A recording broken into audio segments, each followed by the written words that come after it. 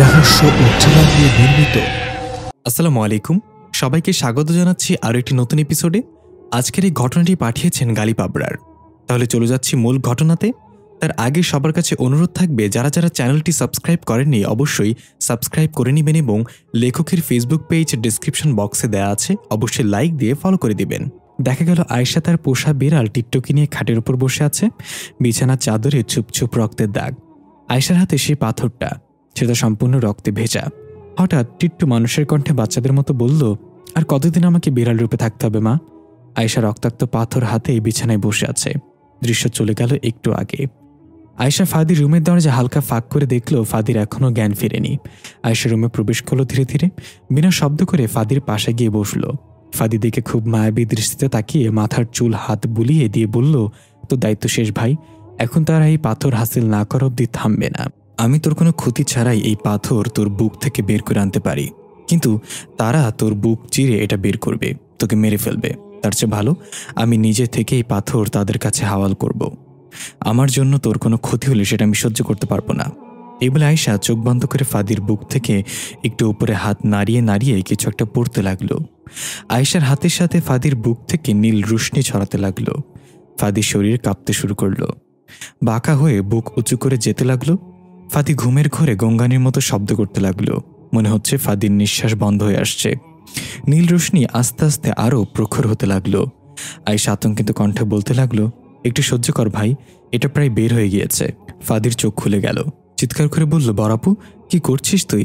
আমার খুব কষ্ট হচ্ছে। আয়েশা কিছু না বলে বুকের ওপর হাত রেখে প্রচণ্ড জোরে একটা চাপ দিতেই ফাদির বুক থেকে একটা চকচকে নীল পাথর বের হয়ে আসলো। ফাদি হাঁপাতে হাঁপাতে বলল, তুই আমার বুক থেকে এটা চুরি করছিস কেন? আয়েশা পাথরটা হাতে নিয়ে একটু এসে বলল, নিজের জিনিস ফেরত নেওয়াকে চুরি বলে নাকি? ফাদি পুরো ঘেমে একাকার। শার্টের বোতাম খুলে দেখলো বুকের ওই জায়গাটা একদম স্বাভাবিক, এখন আর শক্ত কিছু অনুভব হচ্ছে না। ফাদি আয়েশাকে জিজ্ঞাসা করলো, তার মানে এটা ছিল আমার বুকের মধ্যে? আর তুই বলতে আমি স্পেশাল, তাই এমন? আয়েশা বলল, তুই এখন স্পেশাল, এখন ঘুমিয়ে যা, আর কোনো চিন্তা নেই, তুই এখন সম্পূর্ণ নিরাপদ। এই বলে আয়েশা রুম থেকে বের হয়ে যাচ্ছিল পাথরটা নিয়ে। পেছন থেকে ফাদি আস্তে করে বলল, তুই কোনো মানুষ না তাই না বরাপু? আয়েশা থমকে দাঁড়িয়ে পড়ল, আস্তে আস্তে পেছনে ঘুরে ফাদির দিকে অদ্ভুতভাবে তাকালো। ফাদি আবারও বলল, আমি তোকে দেখেছি সেদিন, যেদিন সেই এলিয়েন শিপটা পৃথিবীতে এসেছিল। দৃশ্য চলে যায় আয়েশার পৃথিবীতে অবতরণের দিনে। ফাদি যখন দেখল তারকা খসে পড়ছে আকাশ থেকে, মা হয়তো তার ডাকে সাড়া দিয়ে নেমে আসছে এটা ভেবে ফাদি সেটা লক্ষ্য করে প্রবল বেগে ছুটছে রাতের আধার ভেদ করে আর গাছপালা পেছনে ফেলে।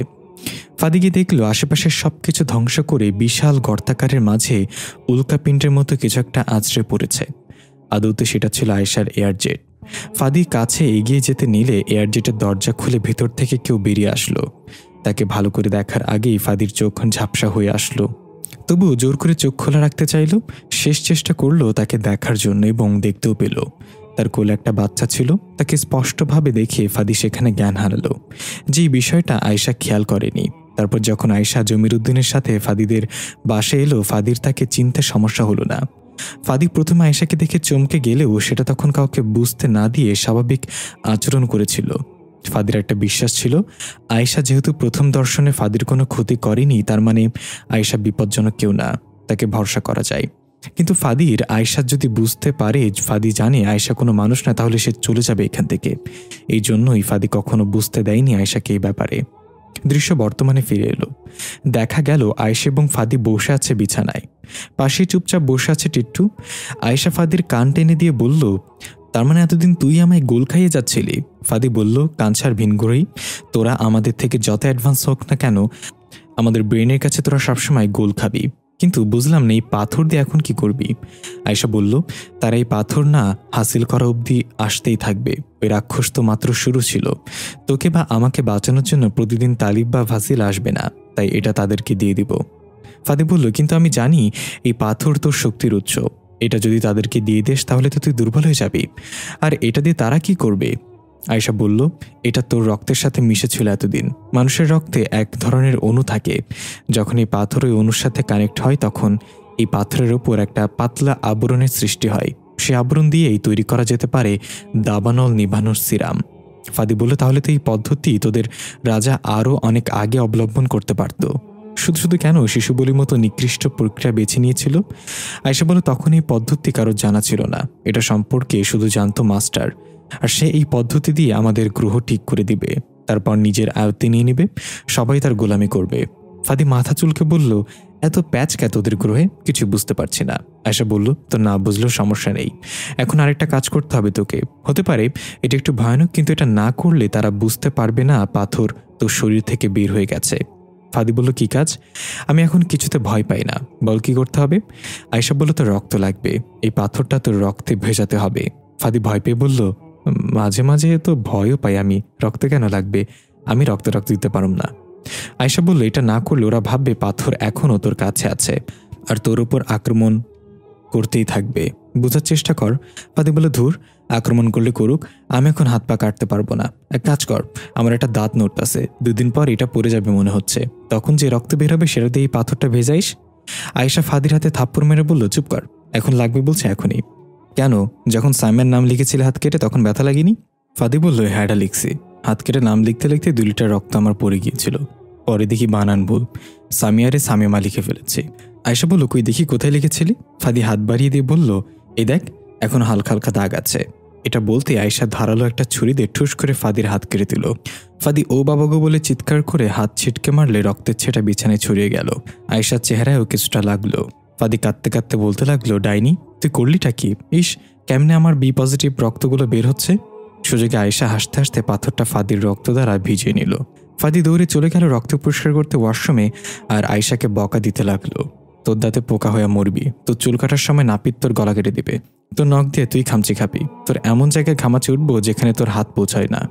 আয়েশা আস্তে আস্তে বলল, মানুষের দোয়া এলিয়েনরা মরে না পাগল। ফাদি ওয়াশরুম থেকে চেঁচিয়ে বলল, তুই এলিয়েন না, তুই সানি লিওন, বেবি ডলওয়ালা সানি লিওন তুই। আয়েশা এবার হাসি থামিয়ে রক্তাক্ত পাথরের দিকে তাকে বলল, এবার এসে নিয়ে যাও পাথর আমার কাছ থেকে। হঠাৎ পাশ থেকে টিট্টু বলে উঠল, আমাকে আর কতদিন বিড়াল রূপে থাকতে হবে মা? আয়েশা টিট্টুর মাথায় হাত বুলিয়ে দিয়ে বলল, তোমার রূপ বদল করার পাথর সেদিন প্লাটো গ্রহেই ফেলে এসেছি টিট্টু, যখন সবকিছু ঠিক হয়ে যাবে তখন তোমার পাথর হাসিল করে তোমাকে নিজস্ব রূপে ফিরিয়ে আনবো। টিট্টু আফসোসের স্বরে বলল, কিন্তু মা, যদি সব ঠিক না হয় তাহলে কি আমাকে সারা জীবন এই রূপেই থাকতে হবে? আয়েশা বলল, কখনো না, সে পাথর না পেলে অন্য উপায় খুঁজে বের করব। তারিফের কাছে এক প্রফেসরের নাম শুনেছি, সকল অসম্ভবের সমাধান তার কাছে আছে, আমি তার শরণাপন্ন হব। দৃশ্য পরিবর্তন। আমরা দেখতে পাই নাওফি সেই রাক্ষসের চোখ হাতের তালুতে নিয়ে আসন করে বসে আছে স্টার সার্কেলের মাঝে। এক দৃষ্টিতে সেই চোখের দিকে তাকিয়ে বিড়বিড় করে কিছু একটা পড়ে যাচ্ছে। হঠাৎ চোখটা হালকা নড়ে এমন পজিশনে অবস্থান করলো যেন সে সবকিছু দেখতে পাচ্ছে। নাওফি এবার একটু মুচকি হেসে চোখ বন্ধ করে ফেলল। এক মুহূর্তের জন্য সবকিছু তার অন্ধকার হয়ে গেল। আশেপাশের কোনো কিছুই নজরে আসছে না, শুধু শোনা যাচ্ছে নাওফির কণ্ঠে অদ্ভুত কিছু মন্ত্রের ধ্বনি। যখন অন্ধকার কেটে গেল তখন আমরা নাওফিকে খোলা আকাশের নিচে অদ্ভুত একটা জায়গায় দেখতে পাই। চারপাশটা সম্পূর্ণ সাদা, মনে হচ্ছে বরফে আচ্ছাদিত কোনো মরুভূমি। নাওফি একটু মুচকি হেসে বিড়বিড় করে বলল, আমি জানতাম জিজার সাথে থাকা সৈনিকের দ্বারাই এখানে পৌঁছানো সম্ভব। কতদিনের স্বপ্ন ছিল আমার এখানে আসা, কিন্তু রংধনু কোথায়? বলতে না বলতেই বিকট একটা শব্দ হলো আকাশে। দেখা গেল পুরো আকাশ জোরে রংধনু রঙে ছেয়ে যাচ্ছে আস্তে আস্তে, এমনকি রঙের প্রভাব নিচে থাকা বরফের মতো সাদা আবরণকেও রঙিন করে ফেলেছে।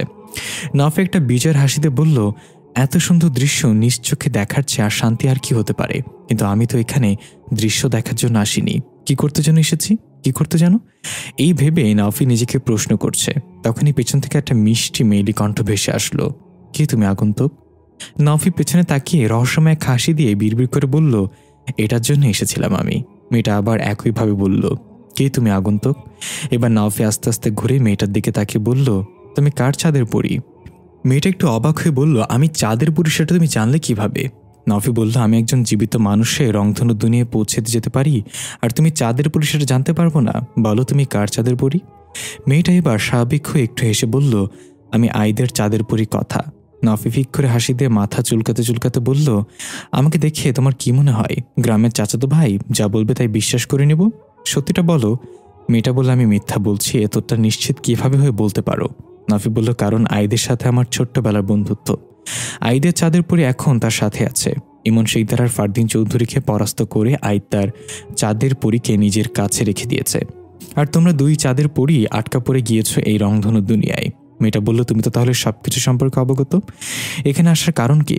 নাফি বলল, কারণ তো অবশ্যই আছে, এমনি এমনি তো আর এত ঝুঁকি নেইনি। মেয়েটা ভুরুকুচকে বলল, ঝুঁকি? তোমার কি মনে হয় এত সুন্দর জায়গায় কারোর ঝুঁকি থাকতে পারে? নাফি এবার এগিয়ে আসলো মেয়েটার দিকে, তারপর চোখে চোখ রেখে বলল, এটা তো একটা আয়না, তুমি আমাকে যা দেখাচ্ছ আমি তাই দেখছি। তোমার কি মনে হয় আমি জানি না তোমার আসল রূপ সম্পর্কে? এই বলে নাফি হালকা একটা ফু দিল মেয়েটার চেহারায়। মেয়েটা বিকট চিৎকার করে পেছনে উল্টে পড়ে গেল আর গলা কাটা মুরগির মতো ছটফট করতে লাগলো। আস্তে আস্তে মেয়েটার সুন্দর রূপ পরিবর্তন হতে শুরু করলো। তার হাত পা বাঁকা হয়ে কালো রং ছেয়ে যেতে লাগলো, মুখের ত্বক চেপে গিয়ে একদম হাড্ডির সাথে লেপ্টে গেল, চোখগুলো পুরো গর্তে ঢুকে গেল, একদম যেন জীবিত পিশাচে পরিণত হলো মেয়েটা। নাফি বললে, এবার ঠিক আছে, এবার বলো তোমার হোস্টের নাম কি? মেয়েটা আর্তনাদ করে বলল, আমি ফারদিন চৌধুরীর চাঁদের পড়ি, শাহিদের কাছে পরাজিত হওয়ার পর আমার এমন রূপ হয়েছে। নাফি আফসোস করে বলল, ইস, তোমার জন্য সত্যি খারাপ লাগছে, কিন্তু আমি এসেছি তোমার জন্য একটা সুখবর নিয়ে। আমি চাইলে পৃথিবীতে পুনর্জন্ম ঘটাতে পারি। মেয়েটা প্রকট আকার ধারণ করে কর্কশ গলায় বলল, আমাকে মিথ্যা আশা দিবে না, তুমি এখানে কেন এসেছো সত্যি করে বলো। নাফি বলল, আমি কি করতে পারি তা তো নিজ চোখে দেখলে, তবুও আমাকে বিশ্বাস হচ্ছে না। এবার সে আরও রেগে গিয়ে নাফির দিকে হুঙ্কার দিয়ে তেড়ে আসলো ভয়ানকভাবে। নাফির কাছাকাছি আসতেই নাফি ঠাটিয়ে এক থাপ্পড় মেরে তাকে কয়েক হাত দূরে ঠেলে ছিটকে ফেলে দিল। এরপর এক ঝটকায় গিয়ে তার গলা চেপে ধরে বলল, আর একবার যদি আমার উপর আক্রমণ করার চেষ্টা করিস তাহলে এখান থেকে তোর মাথা নিয়ে ফিরে যাব আমি। মেয়েটা আস্তে আস্তে তার সুন্দর রূপে ফিরে এসে দম বন্ধ বন্ধ অবস্থায় বলল, কিভাবে তুমি আমার পুনর্জন্ম ঘটাবে? নাফি তার গলা থেকে হাত ছড়িয়ে এবার শান্ত গলায় বলল, মাইয়া মানুষ সোজা কথা কখনো বুঝবে না, যখন পিঠের উপর দুটা পড়ে তখন ঠিকই বোঝে। এখন শোন আমার কথা। দৃশ্য পরিবর্তন। সালামার হাকিম পৌঁছে গিয়েছে জিজার প্রধান ঘাঁটিতে। এটা কোনো এক মহাসমুদ্রের মাঝে বিচ্ছিন্ন একটা দ্বীপ, চারিপাশে থই থই পানি ছাড়া আর কিছুই চোখে পড়ছে না। জিজা এই দ্বীপে নিজের প্রধান ঘাঁটি গেড়েছে। এটা সে পৃথিবীর সকল কিছু থেকে বিচ্ছিন্ন করে দিয়েছে। কোনো স্যাটেলাইট বা গুগল ম্যাপ এই দ্বীপের অস্তিত্ব নেই। বিশাল বড় বড় অট্টালিকা আর কাটা তারে বেষ্টনীতে ঘেরা এই দ্বীপ। দেয়ালে দেয়ালে শত শত ভয়ানক সৈনিক দাঁড় করানো। দ্বীপের চারপাশে পানিতে বিশালাকার মানুষ খেকো হাঙর সাঁতার কাটছে। সালামার হাকিম অবাক হয়ে সবকিছু দেখছে চোখ ঘুরিয়ে ঘুরিয়ে। হাকিম বলল, ভাই রে ভাই, দেখ কি নিরাপত্তা, এসব সৈন্যদের লড়াই করা লাগবে না, এদের চেহারা দেখলেই কারো প্যান্ট ভিজে যাবে। সালাম নিচে তাকিয়ে বলল, তোর প্যান্ট তো অলরেডি ভিজে গেছে। হাকিম ধমক দিয়ে বলল, চুপ কর, আমার প্যান্টের কালারই এমন ভেজা ভেজা। এক মিনিট, তোর প্যান্টটা সাদা কালার ছিল, হলুদ হলো কীভাবে? সালামও ধমক দিয়ে বলল, তুই কবে দেখছিস আমার প্যান্ট সাদা কালারের? আমি সাদা রং পছন্দ করি না। হাকিম বলল, তাহলে প্রেম করার সময় সাদা চামড়া খুঁজোস কেন? সালাম বলল, কারণ এটা মানুষের বৈশিষ্ট্য। পৃথিবীতে 80% মানুষের পছন্দের রং কালো, কিন্তু মানুষ কালো হলেই সমস্যা। হাকিম বলল, একদম ঠিক কইছস, ভালোবাসায় কখনো সাদা কালো ম্যাটার করে না, শুধু টাকা ম্যাটার করে। সালাম রেগে বলল, ধুর, তোর এসব কথার জন্য পাবলিক আমাদের সিরিয়াস নেয় না, সবকিছুর মাঝেই মজা করতে হবে নাকি? হাকিম বলল, আমি সিরিয়াসলি বলছি, মেয়েদের সুন্দরী হওয়া আর ছেলেদের টাকাওয়ালা হওয়া খুব জরুরি ভাই, কারণ অসুন্দর মেয়েকে আর গরিব ছেলেকে একটা বয়সের পর বাড়ির মানুষও ভালোবাসে না।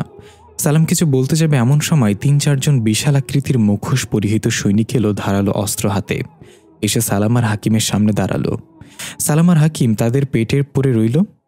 সালাম বলে, ভাই এদের মুখ কই? হাকিম উপরে তাকিয়ে বলল, এদের মুখ 10 তলায় তাকিয়ে দেখ। দুজন একসাথে উপরে তাকিয়ে দাঁত বের করে হাসিতে বলল, ভাইজানরা কিছু বলবেন?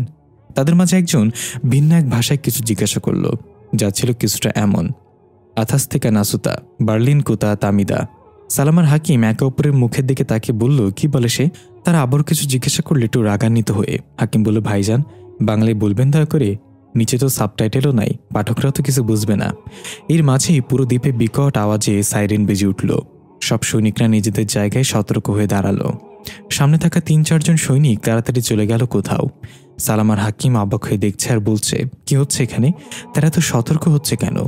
তখনই বিশাল এক এয়ারজেট উড়ে যেতে দেখল সালামার হাকিম।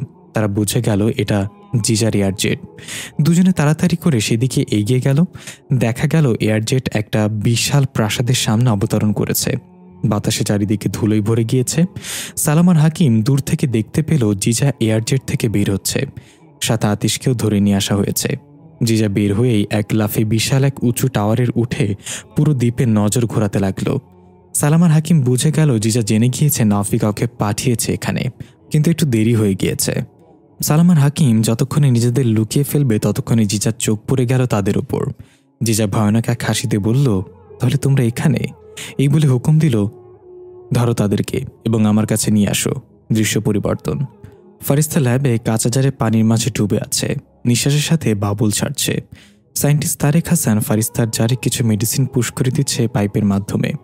তারপর মেডিসিনে কিছু প্রোগ্রাম বদল করে চলে গেল সায়েন্টিস্ট তারেক হাসান। আমরা দেখতে পাই ফারিস্তার আঙ্গুলগুলো নড়ছে হালকা, চোখের পাতা ঝাপটাচ্ছে। হঠাৎ হাতের মুষ্টি শক্ত করে বন্ধ করে ফেলল। দৃশ্য চলে যায় অতীতে। ফারিস্তা এবং তালিফ খাবার টেবিলে বসে আছে। তালিফ বলছে, তুমি মারিদ রাজ্যে ফিরবে কবে? ফারিস্তা বলল, আর কিছুদিন থাকি। যে এখনো পুরোপুরি শোক কাটিয়ে উঠতে পারিনি। তালিফ ফারিস্তার হাত ধরে হাতে চুমু খেয়ে বলল, আমি এখন তো এসে গিয়েছি, তুমি কোনো চিন্তা করো না। জিজাকে আমি পুরো সাপোর্ট করব এই ট্রমা কাটিয়ে ওঠার জন্য। তুমি ফিরে যেতে পারো। রাজ্য তার রানী ছাড়া চলতে পারবে না বেশি দিন। ফারিস্তাও সম্মতি জানালো, হ্যাঁ ঠিক বলেছ, চলে যেতে হবে। এর মাঝে জিজা এসে বসলো খাবার টেবিলে। তালিফ জিজাকে দেখে তাড়াতাড়ি ফারিস্তার হাত ছেড়ে দিয়ে বলল, কোথায় ছিল এতক্ষণ? জিজা বলল, হাত ছাড়া দরকার কি আমাকে দেখে? তুমি যে মায়ের হাতে চুমু খেয়েছো এটা কিন্তু আমি দরজার চিপায় দাঁড়িয়ে দেখিনি। বিশ্বাস করো, একটুও দেখিনি। তালিফ ফারিস্তার দিকে তাকিয়ে বলল, দেখছো তুমি কেমন পাজি মেয়ে? ফারিস্তা একটু হেসে বলল, দেখতে হবে না মেয়েটা কার। তালিফ ভ্রুকুচকে বলল, তুমি কি আমাকে কিছু বললা? ফারিস্তা বলল, কই না তো। আমি যা তোমাকে পাজি বলেছি এটা কি আমি মুখে বলেছি একবারও? বলিনি তো। জিজা ফিক করে এসে দিল। তালিফ দাঁত কটমট করে বলল, খুব হাসি পাচ্ছে তাই না? হঠাৎ জিজা চুপ হয়ে গেল। জিজা মাথা নিচু করে চুলগুলো চেহারার উপরে এনে বসে রইল অদ্ভুতভাবে। জিজার কানে সেই শব্দগুলো আবার ফিসফিস করে, প্রতিশোধ, মায়ের হত্যার প্রতিশোধ। জিজার কানে অনবরত এই কথাগুলো কেউ বলছিল ফিসফিসিয়ে। ফারিস্তা লক্ষ্য করলো জিজা কিভাবে যেন বসে আছে চুপ করে। তালিফ তখনও বিষয়টা লক্ষ্য করেনি। ফারিস্তা তালিফকে খোঁচা দিয়ে চোখের ইশারায় জিজার দিকে দেখালো। তালিফ এবার বিষয়টা লক্ষ্য করে আস্তে করে ডাক দিল, জিজা। হঠাৎ জিজা মাথা উঠিয়ে তাকালো। জিজার নীলচে চোখগুলো কালো কুচকুচে রং ধারণ করেছে, চেহারা একটা পৈশাচিক ভাব। ঝাঁঝালো কণ্ঠে বলল, জিজা, আমার মাকে কেন মেরেছিস তোরা? জিজার মুখে এমন কথা শুনে ফারিস্তা আর তালিফ দুজনেই থ হয়ে গেল। তালিফ একবার ফারিস্তার দিকে তাকিয়ে তারপর জিজাকে বলল, জিজা নিজের জ্ঞানে আসো। কি বলছো এসব? জিজা দাঁত কটমট করে এক লাফে খাটে টেবিলের উপরে উঠে তালিফের গলা চেপে ধরে বলল, তোরা আমার মাকে কেন হত্যা করেছিস? তোদের কাউকে আমি ছাড়ব না। ফারিস্তা পাশেই বসা ছিল। জিজাকে এক ধাক্কায় টেবিল থেকে ফেলে দিয়ে চিৎকার করে বলল, যথেষ্ট হয়েছে। তোমাকে সেদিন বলেছিলাম আমরাই তোমার মা বাবা, এখন তুমি সিলভিয়াকে নিয়ে পড়ে আছো। জিজা উঠে রাগে গজগজ করতে লাগলো। ঘাটটা ঘুরিয়ে মটমট আওয়াজ করে দাঁতে দাঁত চেপে বলল, রানী ফারিস্তা, তুই শুধু আমার মাকে মারিসনি, আমার বোন তাইবাকেও মেরেছিস। এর জন্য তোকে কঠিন মূল্য দিতে হবে। তালিফ প্রচণ্ড রেগে গিয়ে জিজার গালে কষে একটা চর বসিয়ে দিয়ে বলল, কি হচ্ছে এগুলো? মুখে যা আসছে তাই বলে যাচ্ছ। আর একটা কথা যদি। এইটুকু বলতে জিজা তালিফকে এক ধাক্কা দিল। তালিফ হা করে স্লো মোশনে উড়ে গিয়ে দেয়ালে ভেঙে বাইরে আছড়ে পড়ল। ফারিস্তা এক ঝটকায় তালিফের কাছে চলে গেল। তালিফের নাক মাথা ফেটে রক্ত পড়ছে গড়িয়ে গড়িয়ে চেহারা দিয়ে। তালিফের মাথায় নিজের হাতের তালুতে নিয়ে ফারিস্তা কাঁদতে লাগলো। তালিফ কোকরাতে কোকরাতে বলল, জিজার কি হয়েছে হঠাৎ করে? ও এমন করছে কেন? ফারিস্তা বলল, আমরা সবসময় যেটা ভয় পেতাম সেটা জিজাকে নিয়ে সেটাই হয়েছে। জিজা এখন নিজের মাঝে নেই, তাকে কি উদ্বুদ্ধ করছে প্রতিশোধের জালে আটকে। তালিফ বলল, কে কে এটা করছে? আমরা দেখতে পাই জিজা আস্তে আস্তে ভেঙে যাওয়া দেয়ালের ইট মারিয়ে হেঁটে বের হচ্ছে ঘর থেকে। তার কালো কুচকুচে চোখ আর এলোমেলো চুলে পিশাচের মতো মনোভাব নিয়ে বলছে, কে বাঁচাবে তোমাকে আমার হাত থেকে? ফারিস্তা তালিফকে একপাশে শুয়ে রেখে বলল, তুমি ওর কাছে যাবে না, আমি দেখছি। এই বলে ফারিস্তা তার চোখগুলো রাগে লাল করে জিজার দিকে ঘুরে তাকালো। তালিফ কোকরাতে কোকরাতে বলল, ফারিস্তা তুমি ওর সাথে পারবে না, তাকে বের করার সময় হয়েছে। ফারিস্তা বলল, না তালিফ, সে এখনো জিজার শক্তির সাথে লড়াই করার জন্য প্রস্তুত না, আমি জিজাকে থামাবো। এই বলে ফারিস্তার আগে ফুসতে ফুসতে জিজার দিকে এগিয়ে গেল আর বলল, এটা হওয়ারই ছিল, কারণ তোমার সেরা উপসেরায় সিলভিয়ার রক্ত বইছে। এ থেকে প্রমাণ হলো ভালোবাসা দিয়ে জঙ্গলের পশুকে আপন করা গেলেও বিশ্বাসঘাতককে আপন করা যায় না, কারণ বিশ্বাসঘাতকতা তোমাদের রক্তে মিশে আছে। হঠাৎ জিজা স্বাভাবিক হয়ে গেল। তার কালচে চোখ জোড়াও আগের মতো নীল রং ধারণ করল। ফারিস্তা কেমন অগ্নিশর্মার চোখে এগিয়ে আসতে দেখে জিজা বলে উঠল, কি হয়েছে মা, এসব কিভাবে হলো? এটা বলেই তালিফকে রক্তাক্ত অবস্থায় দেখে জিজা পাগলের মতো দৌড়ে গিয়ে তালিফকে বলল, তালিফ তোমার কি হয়েছে? কি করেছে এটা? আমি তাকে পিষে ফেলবো। ফারিস্তার তালিফ অবাক চোখে জিজার কাণ্ড দেখছিল। জিজা আবার এক ছুটে ফারিস্তার কাছে এসে হাত ঝাঁকিয়ে ঝাঁকিয়ে জিজ্ঞাসা করতে লাগলো, কি করেছে এটা, বলো মা। ফারিস্তা কিছু বলার আগেই আবার জিজার কানে সেই ফিসফিসানি কণ্ঠ, প্রতিশোধ, মাকে হত্যার প্রতিশোধ। জিজা আবার পাল্টে গেল। ভয়ানক রূপে সে বিশ্রীভাবে হাসতে হাসতে বলল, আমি করেছি এগুলো, তাই না? এটা তো কেবল শুরু। ফারিস্তা কিছু বুঝে ওঠার আগেই জিজা তার মাথা দিয়ে আঘাত করল ফারিস্তার পেট বরাবর। আঘাতের তীব্রতা এত জোরালো ছিল যে ফারিস্তা কয়েকটা মোটা মোটা গাছ ভেঙে উড়ে গিয়ে অনেক দূরে মুখ থুবড়ে পড়ল। এক আঘাতেই ফারিস্তা বেশ আহত হয়ে গেল। জিজার কানে তখনও ফিসফিসে সে কথাগুলো বলে যাচ্ছে কেউ। জিজা আরও ভয়ানক রূপ ধারণ করছে ধীরে ধীরে। তার চোখের নিচে কালো দাগ কেটে যাচ্ছে, চোখগুলো কালো রং ধারণ করছে। তালিফ তাড়াতাড়ি করে তার হাতের ঘড়িটায় কিছু একটা করল। দেখা গেল একটা 6 ডিজিটের নাম্বার উঠিয়ে কোথাও যেন সিগন্যাল পাঠালো। ঘড়ির টুটটুট আওয়াজ শুনে জিজার ধ্যান আহত তালিফের দিকে পড়ল। এক ঝটকায় গিয়ে তালিফকে এক হাতের ইশারায় উঁচু করে ফেলে আবার বলতে লাগলো, তুই আমার মায়ের হত্যার সাথে জড়িত, সেই তরবারি রক্ষক তুই ছিলি, তাই না? তালিফ কষ্ট করে নিঃশ্বাস বন্ধ হবে হবে অবস্থায় বলল, তোমার কি হয়েছে জিজা? তুমি এই ফাঁদে পা দিও না, ফিরে আসো। এর মাঝে ঝড়ো বাতাসের বেগে এক ঝটকা এসে ফারিস্তা জিজাকে ফেলে দিল। জিজা বিল্ডিংয়ের দেয়াল ফুটো হয়ে অন্য পাশে গিয়ে পড়ল। তালিফ ধাপ করে নিচে পড়ল। ফারিস্তা তালিফকে ধরে একটা ভাঙা দেয়ালের সাথে হেলান দিয়ে বসিয়ে বলল, আর একটু অপেক্ষা করো, জিজাকে কাবু করে ফেলবো আমি। দেখা গেল ফারিস্তার চেহারায় আঘাতের চিহ্ন, নীলচে তরল গড়িয়ে পড়ছে। তালিফ বলল, আমি ভ্যামকে সিগন্যাল পাঠিয়ে দিয়েছি, সে খুব তাড়াতাড়ি এসে যাবে। ফারিস্তা বলল, কেন এটা করলে তুমি? সে এখনো প্রস্তুত না। এর মাঝে আবার জিজাকে তেড়ে আসতে দেখে ফারিস্তা বলল, সিগন্যাল ক্যান্সেল করো, তাকে ফিরিয়ে দাও। এই বলে ফারিস্তা জিজার দিকে এগিয়ে গেল। জিজা ফারিস্তাকে তার পুরো শক্তি দিয়ে আক্রমণ করল। ফারিস্তা শুধু জিজার আঘাতগুলো ঠিকই দিচ্ছে সেলফ ডিফেন্সের জন্য। বারবার বলে যাচ্ছে, জিজা, আমি তোমাকে আঘাত করতে চাই না, নিজের মাঝে ফিরে আসো। কিন্তু জিজার কানে তখনও সেই প্রতিশোধের বাক্যগুলো শুনছিল। সে ভয়ানক থেকে ভয়ানক রূপে ফারিস্তার উপর আঘাত করছিল। এক পর্যায়ে সেলফ ডিফেন্স করতে করতে ফারিস্তার গায়ে কয়েকটা জোরালো আঘাত লাগলো। ফারিস্তা এবার প্রচণ্ড রেগে কষিয়ে এক নাগারে কয়েকটা চড় মারল জিজার গালে। এরপর জিজার 2 হাত ধরে বলল, যথেষ্ট হয়েছে, এবার থামো। ফারিস্তার চরে জিজার ঠোঁটের কোনা ফেটে রক্ত বের হচ্ছে। জিজা ধীরে ধীরে শান্ত হতে লাগলো। ফারিস্তা বুঝতে পারলো জিজা স্বাভাবিক হয়ে যাচ্ছে, তাই তাকে ছেড়ে দিয়ে বলল, কি হয়েছে তোমার? কি করাচ্ছে এগুলো তোমাকে দিয়ে? জিজা কিছু বলল না, চুপ করে দাঁড়িয়ে ফ্যাল করে তাকিয়ে রইল। ফারিস্তা উল্টো ঘুরে তালিফের দিকে তাকিয়ে বলল, সব আছে এখন, ভ্যাম্পে সিগন্যাল ক্যান্সেল করো।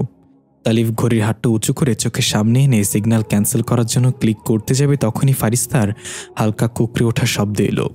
তালিফ সেদিকে তাকিয়ে হা করে চোখ বড় বড় করে হৃদয় বিদারী চিৎকার করে উঠল, ফারিস্তা! দেখা গেল জিজা পেছন থেকে একটা মোটা গাছের ডাল ফারিস্তার পিঠে ঢুকে দিয়েছে, যেটা ফারিস্তার পেট ভেদ করে বের হয়েছে সামনে দিয়ে। ফারিস্তা অবাক আর ব্যথায় কাতরাতে কাতরাতে ধীরে ধীরে জিজার দিকে ফিরে দেখল জিজা পৈশাচিকভাবে হাসছে। ফারিস্তার মুখ দিয়ে নীলচে তরল বের হয়ে আসলো। একটু হেসে বলল, এটা তুমি কি করলে মামুনি? জিজা একটানে গাছের ডালটা বের করে বলল, প্রতিশোধ নিলাম। ফারিস্তা পেটে চাপা দিয়ে কাতরাতে কাতরাতে মাটিতে পড়ে গেল। তালিফ নিজেও অনেক আহত। কোনো রকমে উঠে রাগ আর কষ্ট বলতে লাগলো, কি করলি এটা তুই? বিষধর সাপের বাচ্চা সাপ, আমি তোকে মেরে ফেলবো। জিজা তার পৈশাচিক হাসি বজায় রেখে বলল, নিজে বেঁচে থাকলে তো আমাকে মারতে পারবে। এই বলে গাছের ডালটা আবার ফারিস্তার পেটে ঢুকিয়ে দেওয়ার জন্য উঁচু করলো।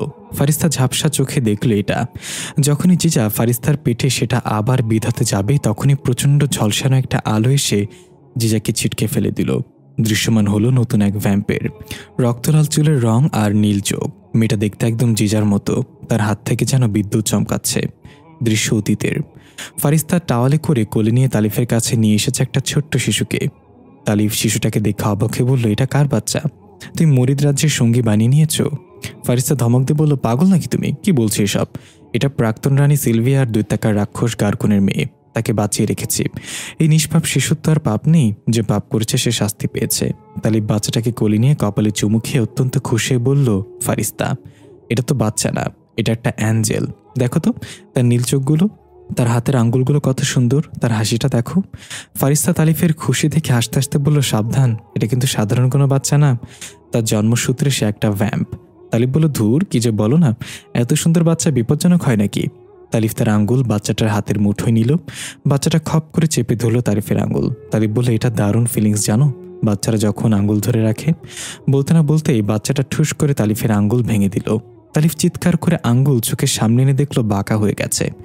ফারিস্তা হাসতে হাসতে মেতে উঠল আর বলতে লাগলো, বলেছিলাম না এটা সাধারণ বাচ্চা না, ওর শক্তির কাছে আমাদের কারোর শক্তি কুলাবে না ও যখন বড় হবে। বাচ্চাটা খিলখিল করে হাসছিল। তারিফ আঙ্গুলে ফু দিয়ে বলতে লাগলো, বড় হয়ে যদি সে তার মাকে হত্যার প্রতিশোধ নিতে চায় তাহলে তুমি তাকে কিভাবে থামাবে? ফারিস্তা বলল, তাহলে কি করব? এই বাচ্চাটাকে মেরে ফেলবো? তালিফ বলল, না, এত ফুটফুটে একটা নিষ্পাপ বাচ্চাটাকে মারতে পারবো না। আমরা তাকে নিজেদের মেয়ের মতো লালন পালন করে বড় করব, বাবা মায়ের সকল ভালোবাসা দেব, কখনো বুঝতে দেব না আমরা ওর আসল বাবা মা নই। ফারিস্তা বলল, কিন্তু একটা কথা মনে রেখো তালিফ, রক্ত রক্তকে ছাড়ে না, কোনো না কোনো সময় রক্তের টানে সে তার শিকড়ে পৌঁছাবেই। তালিফ একটু ভেবে বলল, তাহলে আমরা তার হৃৎপিণ্ডের রক্ত ব্যবহার করে দ্বিতীয় একটা ভ্যাম্প তৈরি করে রাখবো।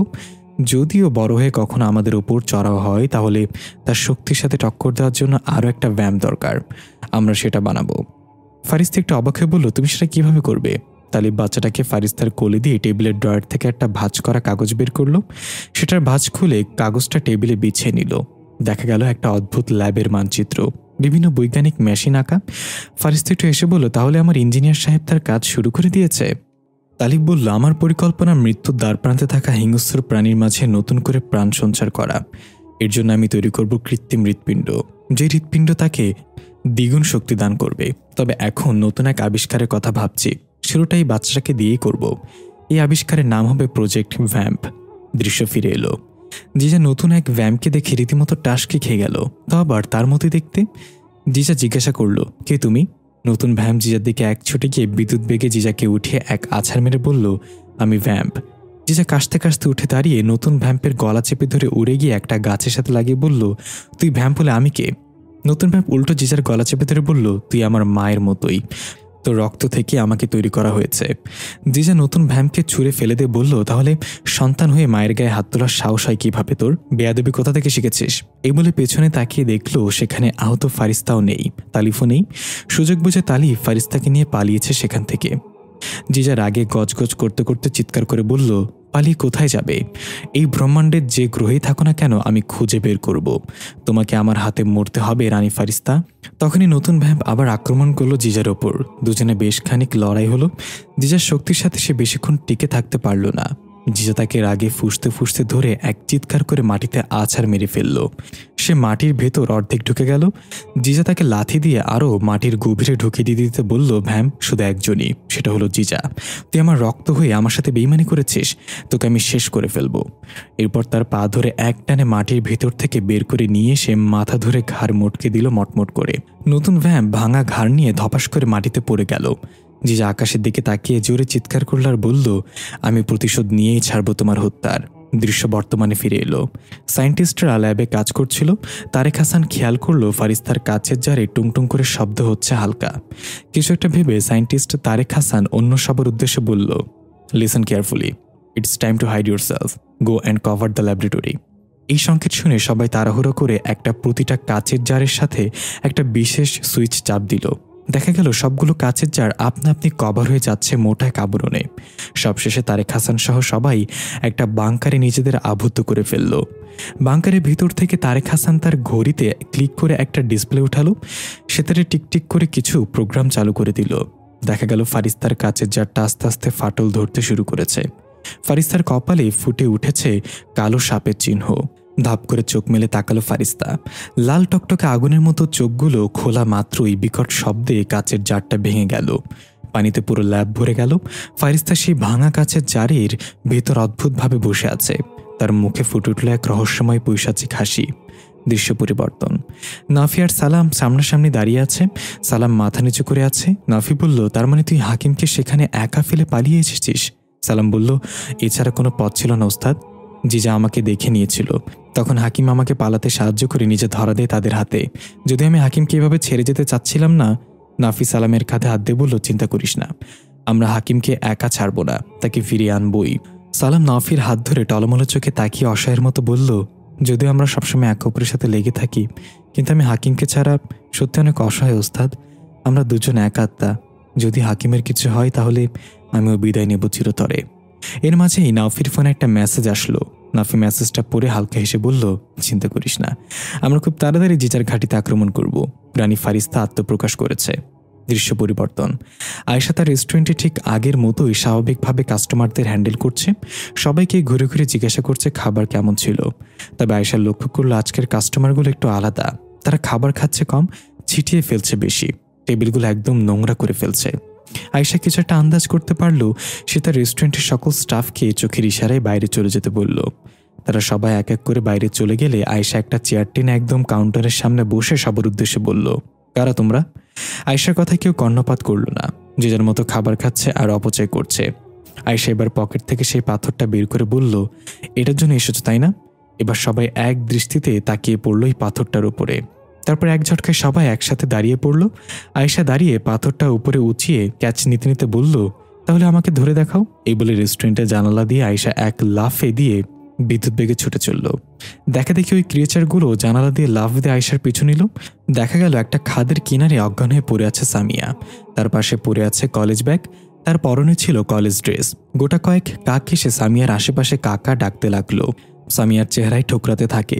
সামিয়া ধীরে ধীরে জ্ঞান ফিরে আসছে, হাত পা নাড়াচ্ছে, নিবু নিবু করে চোখ খুলছে। আস্তে আস্তে উঠে বসলো আর কাকগুলোকে তাড়িয়ে দিয়ে বলল, আমি এখনো মরিনি। হঠাৎ সামিয়ার স্মৃতিতে কিছু দৃশ্য ভেসে উঠল, যেখানে ফাদিকে কিছু লোক ধরে নিয়ে যাচ্ছিল। সামিয়া তাড়াহুড়া করে দাঁড়িয়ে আশেপাশে তাকিয়ে বলে উঠল, ফাদি। দৃশ্য কিছুক্ষণ আগের। ফাদি আর সামিয়া আজ কলেজ ফাঁকি দিয়ে আজকে সারাদিন ঘুরে ফিরে কাটানোর প্ল্যান করলো। সে অনুযায়ী কলেজের পেছনের দিকে নিচেও দেয়ালটা টপকে বের হওয়ার জন্য দুজন সেদিকে গেল। ফাদি বলল, আমি থাকতে তুই কেন কষ্ট করে ব্যাগ নিচ্ছিস? দে, আমার কাছে দে। সামিয়া ব্যাগ দিয়ে বাড়ি দিয়ে ফাদির হাত সরিয়ে দিয়ে বলল, দূর হ, যতদিন তোর কাছে ব্যাগ দিয়েছি ততদিন আমার ব্যাগ থেকে টাকা গায়েব হয়েছে। তোর লজ্জা করে না গার্লফ্রেন্ডের টাকা চুরি করতে? ফাদি নাক ছিটকে বলল, দেখ, কবি বলেছে লজ্জা মানুষের চোখে থাকে, তাই আমি টাকা নেওয়ার সময় চোখ বন্ধ করে রাখি। ওসব লজ্জা টজ্জা খুব একটা লাগে না, আমার তো লাগে শুধু তোকে, সারা জীবন লাগবে তোকে। সামিয়া বলল, একে তো চুরি করস, আবার যুক্তি দেস। কোন ব্যাককল যে তোর মতো ছেলের সাথে আমার বন্ধুত্ব করতে বলেছিল? ফাদি বলল, নিজে কি হিরোইন ভাবিস না? আমারও তো ইচ্ছে ছিল না তোর সাথে বন্ধুত্ব করার। আমার সাথে বন্ধুত্ব করার জন্য মেয়েরা লাইন দিয়ে দাঁড়িয়েছিল। যদিও পরে বুঝতে পেরেছিল নতুন বই নেওয়ার জন্য লাইনে দাঁড়িয়েছিল। স্যামে রেগে ফাদিকে কয়েকটা কিলঘুষি মেরে বলল, তো একটা বাঁচা। এর মাঝে দেয়ালের ধারে পৌঁছে গেল দুজন প্রথমে নিজেদের ব্যাগ দেয়ালের ওপাশে ছুঁড়ে ফেলল। এরপর যখন নিজেরা দেয়াল টপকাতে যাবে তখনই পেছন থেকে কেউ বলল, ক্লাস বাঙ্ক মারছো? দুজনেই থতমত খেয়ে পেছনে তাকিয়ে দেখল প্রফেসর নাফি দাঁড়িয়ে আছে। ফাদি আর সামি এক অপরের হাত ধরে দাঁড়িয়েছিল। তোতলানো কণ্ঠে বলল, না না না, মানে প্রফেসর, আমরা একটু। নাফি একটু হেসে বলল, আরে ঘাবড়ানোর কিছু নেই, তোমাদের এই বয়সটাই এমনই। তবে মনে রেখো, ওই হাতটা কখনো ছেড়ে দিও না। এই ভালোবাসার পথে সাবধানতা অবলম্বন করতে হয়, কারণ যারাই গিয়েছে তারা আর কখনো ফিরে আসেনি, না হয় পঙ্গু হয়ে ফিরে এসেছে। ফাদি বলল, মনে থাকবে প্রফেসর। কিন্তু আপনি এই কলেজের পেছনের দিকে কি করছেন? নাফি বলল, এমনি একটা ঔষধি লতা খুঁজতে এসেছিলাম। সামি বলল, তাহলে আমরা কি ক্লাসে ফিরে যাব নাকি যেদিকে যাচ্ছিলাম সেদিকে যাব? নাফি হেসে বলল, তোমরা যেদিকে যাচ্ছিলে সেদিকেই যাও, তবে বেশি দূরে না। এই বলে এগিয়ে গিয়ে ফাদির বুকে হাত রেখে নাফি বলল, এখন কিন্তু তুমি নিজেকে রক্ষা করতে পারবে না, তোমার বুক এখন খালি, তাই খেয়াল রেখো নিজের। ফাদি অবাক হয়ে বলল, প্রফেসর, আপনি কিভাবে জানেন এই কথা? নাফি সেটা এড়িয়ে গিয়ে বলল, যাও তোমরা। আর কথা না বাড়িয়ে ফাদি এবং সামিয়া দেয়াল টপকে চলে গেল। নাফি এবার আশেপাশে কিছু একটা খুঁজতে লাগলো লতাপাতার ভেতর। হঠাৎ দেখা গেল ঠিক নাফির মাথার উপর একটা গাছের ডালে সবুজ রঙের একটা সাপ। সাপটা সম্পূর্ণ পাতা রঙের। সেটা ধীরে ধীরে নাফির মাথার দিকে অগ্রসর হতে লাগলো জিহ্বা বের করতে করতে। নাফি সেখানে দাঁড়িয়ে এখনো কিছু খুঁজছে।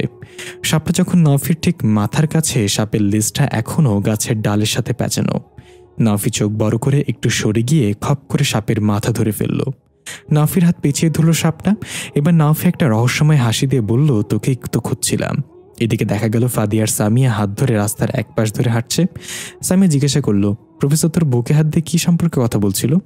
ফাদি বলল, ওটা একটা পাথর ছিল, গতকাল রাতে যে রাক্ষসটাকে দেখেছিস সেই পাথরটা নিতে এসেছিল। সামিয়া অবাক হয়ে বলল, ওটা তোর বুকে কিভাবে আসলো? ফাদি আসল কথা গোপন করে বলল, কারণ আমি অনেক স্পেশাল। তবে এই পাথরটা বুক থেকে সরে যাওয়ার পর অনেক হালকা লাগছে। এতদিন মনে হয়েছিল আমার বুকে কোনো বোঝা বয়ে বেড়াচ্ছিলাম।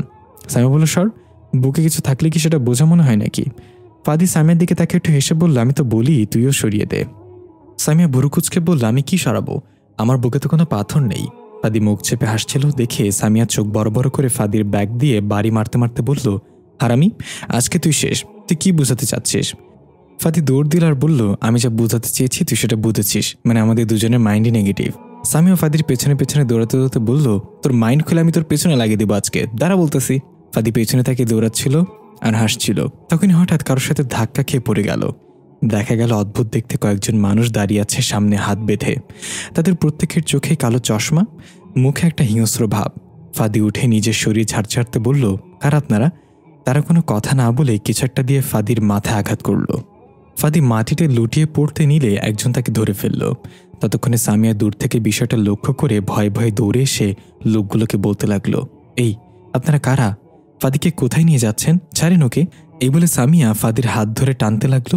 একজন এসে সাদিয়াকে এক হাত ধরে ছুঁড়ে ফেলে দিল। সামিয়া একটা খাদে গিয়ে পড়ল এবং জ্ঞান হারিয়ে ফেলল। তারা ফাদিকে নিয়ে চলে গেল। দৃশ্য বর্তমানে ফিরে এলো। আয়েশা তাদেরকে ভাগাতে ভাগাতে একটা জনমানবহীন জায়গায় নিয়ে এসেছে। তারা আয়েশাকে গোল করে ঘিরে ধরেছে। আয়েশা মাঝখানে দাঁড়িয়ে আছে, পাথরটা এখন আয়েশার হাতে। আয়েশা বলল, রাজা গোট এই পাথর চায় তাই না? যদি তোরা আমাকে একবারের জন্য নিচে ফেলতে পারিস তাহলে নিজে গিয়ে রাজা গোটকে এই পাথর দিয়ে দিব, আর যদি সেটা না পারিস তাহলে মনে রাখ এখানেই তোদের কবর হবে। তারা সবাই একে উপরের মুখের দিকে তাকালো। এরপর একজন বলল, পাথর তুমি নিজের হাতেই দিবে রাহিলা, শুধু শুধু প্রতিরোধ করো না। চলো আমাদের সাথে প্লাটু গ্রহে, রাজা গোট তোমার জন্য অপেক্ষা করছে। আয়েশা কিছু একটা ভেবে পাথরটা এগিয়ে দিল হাত টান করে। সবার মুখে স্বস্তির হাসি ফুটল। একজন এগিয়ে আসলো পাথরটা আয়েশার হাত থেকে নেয়ার জন্য। যখনই সে পাথরটা নিতে যাবে আয়েশা হাতের মুষ্টি বন্ধ করে পাথরে থাকা হাতে তাকে এক ঘুষি মারল। দেখা গেল তার পেট ফুটো হয়ে পিঠ ভেদ করে আয়েশার হাত বের হয়ে গেল। এটা দেখে সবাই আঁতকে উঠল। আয়েশা তার বুকে লাথি দিয়ে তাকে ছুঁড়ে ফেলে দিল আর বলল, প্লাটু গ্রহ আমার জীবন থেকে সবকিছু কেড়ে নিয়েছে, আমি ওই গ্রহের ধ্বংস দেখতে চাই, পাথর আমি কাউকে দিব না। এই আয়েশা তাদের প্রত্যেকের তুলোধনা করতে শুরু করলো। তারা আয়েশাকে কিছুতেই বধ করতে পারছে না। আয়েশা একবার যাকে মারছে সে আর দ্বিতীয়বার উঠে দাঁড়ানোর সাহস পাচ্ছে না। প্রায় সবগুলোকে মাটিতে চিটপাটাং করে ফেলে রেখেছে। মাত্র একজন বাকি, সে এতক্ষণ দাঁড়িয়ে দাঁড়িয়ে দেখছিল সব। আয়েশা তাকে জিজ্ঞাসা করলো, তুই কি দর্শক হিসেবে এসেছিস? সবাই যখন পাথর নিতে এসে মরে চিটপাটাং, তুই কেন দাঁড়িয়ে আছিস? আয়, পাথর নিবি না? সে একটু মুচকে আসলো। আয়েশা রেগে তার দিকে তেড়ে যেতে নিলে আয়েশার ফোন ভাইব্রেট করে উঠল পকেটে। থেমে গিয়ে আয়েশা ফোন বের করে দেখলো অচেনা নাম্বার থেকে ইনকামিং কল এসেছে। এবার দাঁড়িয়ে থাকা সে আয়েশাকে উদ্দেশ্য করে বলল, আমি এর জন্য দাঁড়িয়েছিলাম, সবাইকে মেরে ফেললে তোমাকে প্লাটু গ্রহে নিয়ে যাবে কে? রিসিভ করো ফোন। আয়েশা চিন্তিত চেহারা নিয়ে ফোন রিসিভ করে কানে নিতেই ওপাশ থেকে সামিয়ার কণ্ঠ, বরাপু আমি সামিয়া, ফাদির ফ্রেন্ড। কিছু অদ্ভুত লোক ফাদিকে কোথায় যেন নিয়ে গিয়েছে। আয়েশা রেগে ধমক দিয়ে জিজ্ঞাসা করলো, কি বলছো এসব? কারা ছিল? সামিয়া ওপাশ থেকে বলল, আমি চিনি না তাদেরকে, তারা সবাই কালো চশমা পরেছিল, চেহারা ভয়ানক ছিল। আয়েশা কিছু বলতে যাবে তখন সামনে থাকা সে বলল, চিন্তা করো না, তোমার ভাইকে আমাদের সৈন্যরাই নিয়ে গিয়েছে। তুমি পাথর নিয়ে সেখানে না গেলে রাজাগোড় তোমার ভাইকে মেরে ফেলবে। আয়েশা ফোনটা মাটিতে আছাড় মেরে এক ঝটকায় গিয়ে তার গলা চেপে ধরে মাটিতে লাগিয়ে বলল, কোথায় নিয়ে যাওয়া হয়েছে ফাদিকে? সে আস্তে আস্তে বলল, আমাকে তুমি মারতে পারবে না, তাহলে তোমাকে তোমার ভাইয়ের কাছে নিয়ে যাওয়ার জন্য আর কেউ থাকবে না। আয়েশা এটা শুনে তাকে ছেড়ে দিয়ে বলল, কোথায় যেতে হবে বলো। সে উঠে বলল, কোথায় আবার? তোমার ঘর, প্লাটু গ্রহে যেতে হবে। আমরা জানতাম তোমাকে বধ করা সহজ হবে না, তাই তোমার ভাইকে অপহরণ করেছি। আয়েশা তার দিকে ফিরে একটা পৈশাচিক হাসি দিয়ে এক টানে তার ধর থেকে মাথা আলাদা করে ফেললে এবং দুই দিকে ছুঁড়ে ফেলে দিল। তারপর বলল, তুমি জানতে না প্লাটু গ্রহে আমি তোমার সাহায্য ছাড়াই যেতে পারি, আর আমার ভাইকে নিয়ে ফিরেও আসতে পারি, কারণ প্লাটু গ্রহ আমার ঘর, আমার ঘরের রাস্তা আমি চিনি। দৃশ্য পরিবর্তন। এদিকে দেখা গেল জিজা তার প্রধান ঘাঁটির নিরাপত্তা আরও দ্বিগুণ করে দিয়েছে। প্রাচীরে প্রহরীর সংখ্যা বাড়িয়ে দিয়েছে, সৈন্যদের মাঝে জড়ো করেছে। যতদূর চোখ যায় জিজার সৈন্যদের দেখা যায়, সবাই খুব শৃঙ্খলাবদ্ধভাবে দাঁড়িয়ে আছে লাইন বাই লাইন। হঠাৎ একজন টাক মাথাওয়ালা দৈত্যাকার ক্রিয়েচার বিশাল বাঁশি নিয়ে সেটাতে ফু মারল। সব সৈন্যরা তাদের এক পা উঠিয়ে আবার ধাপ করে নিচে রাখল। তাদের পায়ের ধ্বনিতে পুরো দ্বীপ কেঁপে উঠল। এরপর সেখানে আগমন ঘটল জিজার। তার পেছনে দুজন বিশাল দেহী দেহরক্ষী। একটা উঁচু স্থানে দাঁড়িয়ে জিজা সবার উদ্দেশ্যে উচ্চস্বরে প্রকম্পিত কণ্ঠে বলল, তোমাদের মালিক কে? সব একসাথে বলে উঠল, মাস্টার আপনি। জিজা আবারও বলল, আমি যদি বলি আমার জন্য মরতে হবে তাহলে কে কে মরতে রাজি? সবাই তাদের হাত উঠে বলল, আমি রাজি। জিজা চোখ বুলিয়ে দেখলো সবাই তাদের হাত উঠিয়েছে। একটু মুচকে এসে বলল, কেউ একজন আসছে আমাদের এই সাম্রাজ্য ধ্বংস করতে, আমাকে ধ্বংস করতে। তোমরা বলো তার হাল কি হতে পারে? সবাই হুঙ্কার দিয়ে একসাথে গর্জে উঠে বলল, আমরা তার কবর রচনা করব এই দ্বীপে। এবার জিজা বলল, সে যদি রানী ফারিস্তা হয়। সবাই চুপসে গেল। তাদের গলার স্বর এক নিমিষেই নিচু হয়ে গেল। সবাই কানাঘুষা করছে। জিজা প্রচণ্ড রেগে হুঙ্কার দিয়ে বলল, আমি বলেছি সে যদি রানী ফারিস্তা হয় তাহলে তোমরা কি করবে? এবার কারোর মাঝে তেমন প্রতিক্রিয়া দেখা গেল না। জিজার আগে লাল হয়ে এক লাফে উঁচু স্থান থেকে উড়ে গিয়ে একজন সৈন্যের মাথা আলাদা করে ফেলল, আর তার মাথা হাতে নিয়ে বলল, আমার সাম্রাজ্য যে ধ্বংস করতে চাইবে, আমাকে যে শেষ করে দিতে চাইবে, সে রানী ফারিস্তা হোক বা স্বয়ং শয়তান হোক, তাকে এই ঘাটিতেই ধ্বংস করে দেব। বলো, আমার সাথে কে কে আছো? এবার সবাই একসাথে বলে উঠল, আমি আছি আপনার সাথে মাস্টার, আমি আছি। জিজা হনহনিয়ে হেঁটে চলে গেল তার নিজস্ব প্রাসাদের ভেতর। তার সিংহাসনে বসে হুকুম দিল, ওই দুজনকে নিয়ে আসা হোক আমার সামনে। দেখা গেল হাকিম আর আতিশ পাশাপাশি দুইটা লোহার খাঁচাতে বন্দী। আতিশ হাকিমকে ডাক দিয়ে বলল, এ ভাই, তুই তো আত্মা, তুই চাইলে তো ঠুস করে বাইরে বের হইতে পারোস, তাহলে বসে আছিস কেন? হাকিম বলল, কথাটা তো খারাপ কও নাই মিয়া, আমি তো এটা ভেবে দেখিনি, শুধু শুধু বসে আছি খাঁচার ভেতর। আতিশ বলল, ঠিক আছে, থ্যাংক ইউ বলতে হবে না, আমি এমন গুরুত্বপূর্ণ বুদ্ধি দিয়ে সবাইকে সাহায্য করি। হাকিম বলল, তুমি নিহাতে একজন ভালো মানুষ, ওপরাল তোমার মঙ্গল করুক। এটা বলতে বলতে যখনই খাঁচা থেকে বের হতে নিবে তখনই বৈদ্যুতিক ঝটকা খেয়ে আবার খাঁচার ভেতরে এসে মুখ থুবড়ে পড়ল হাকিম।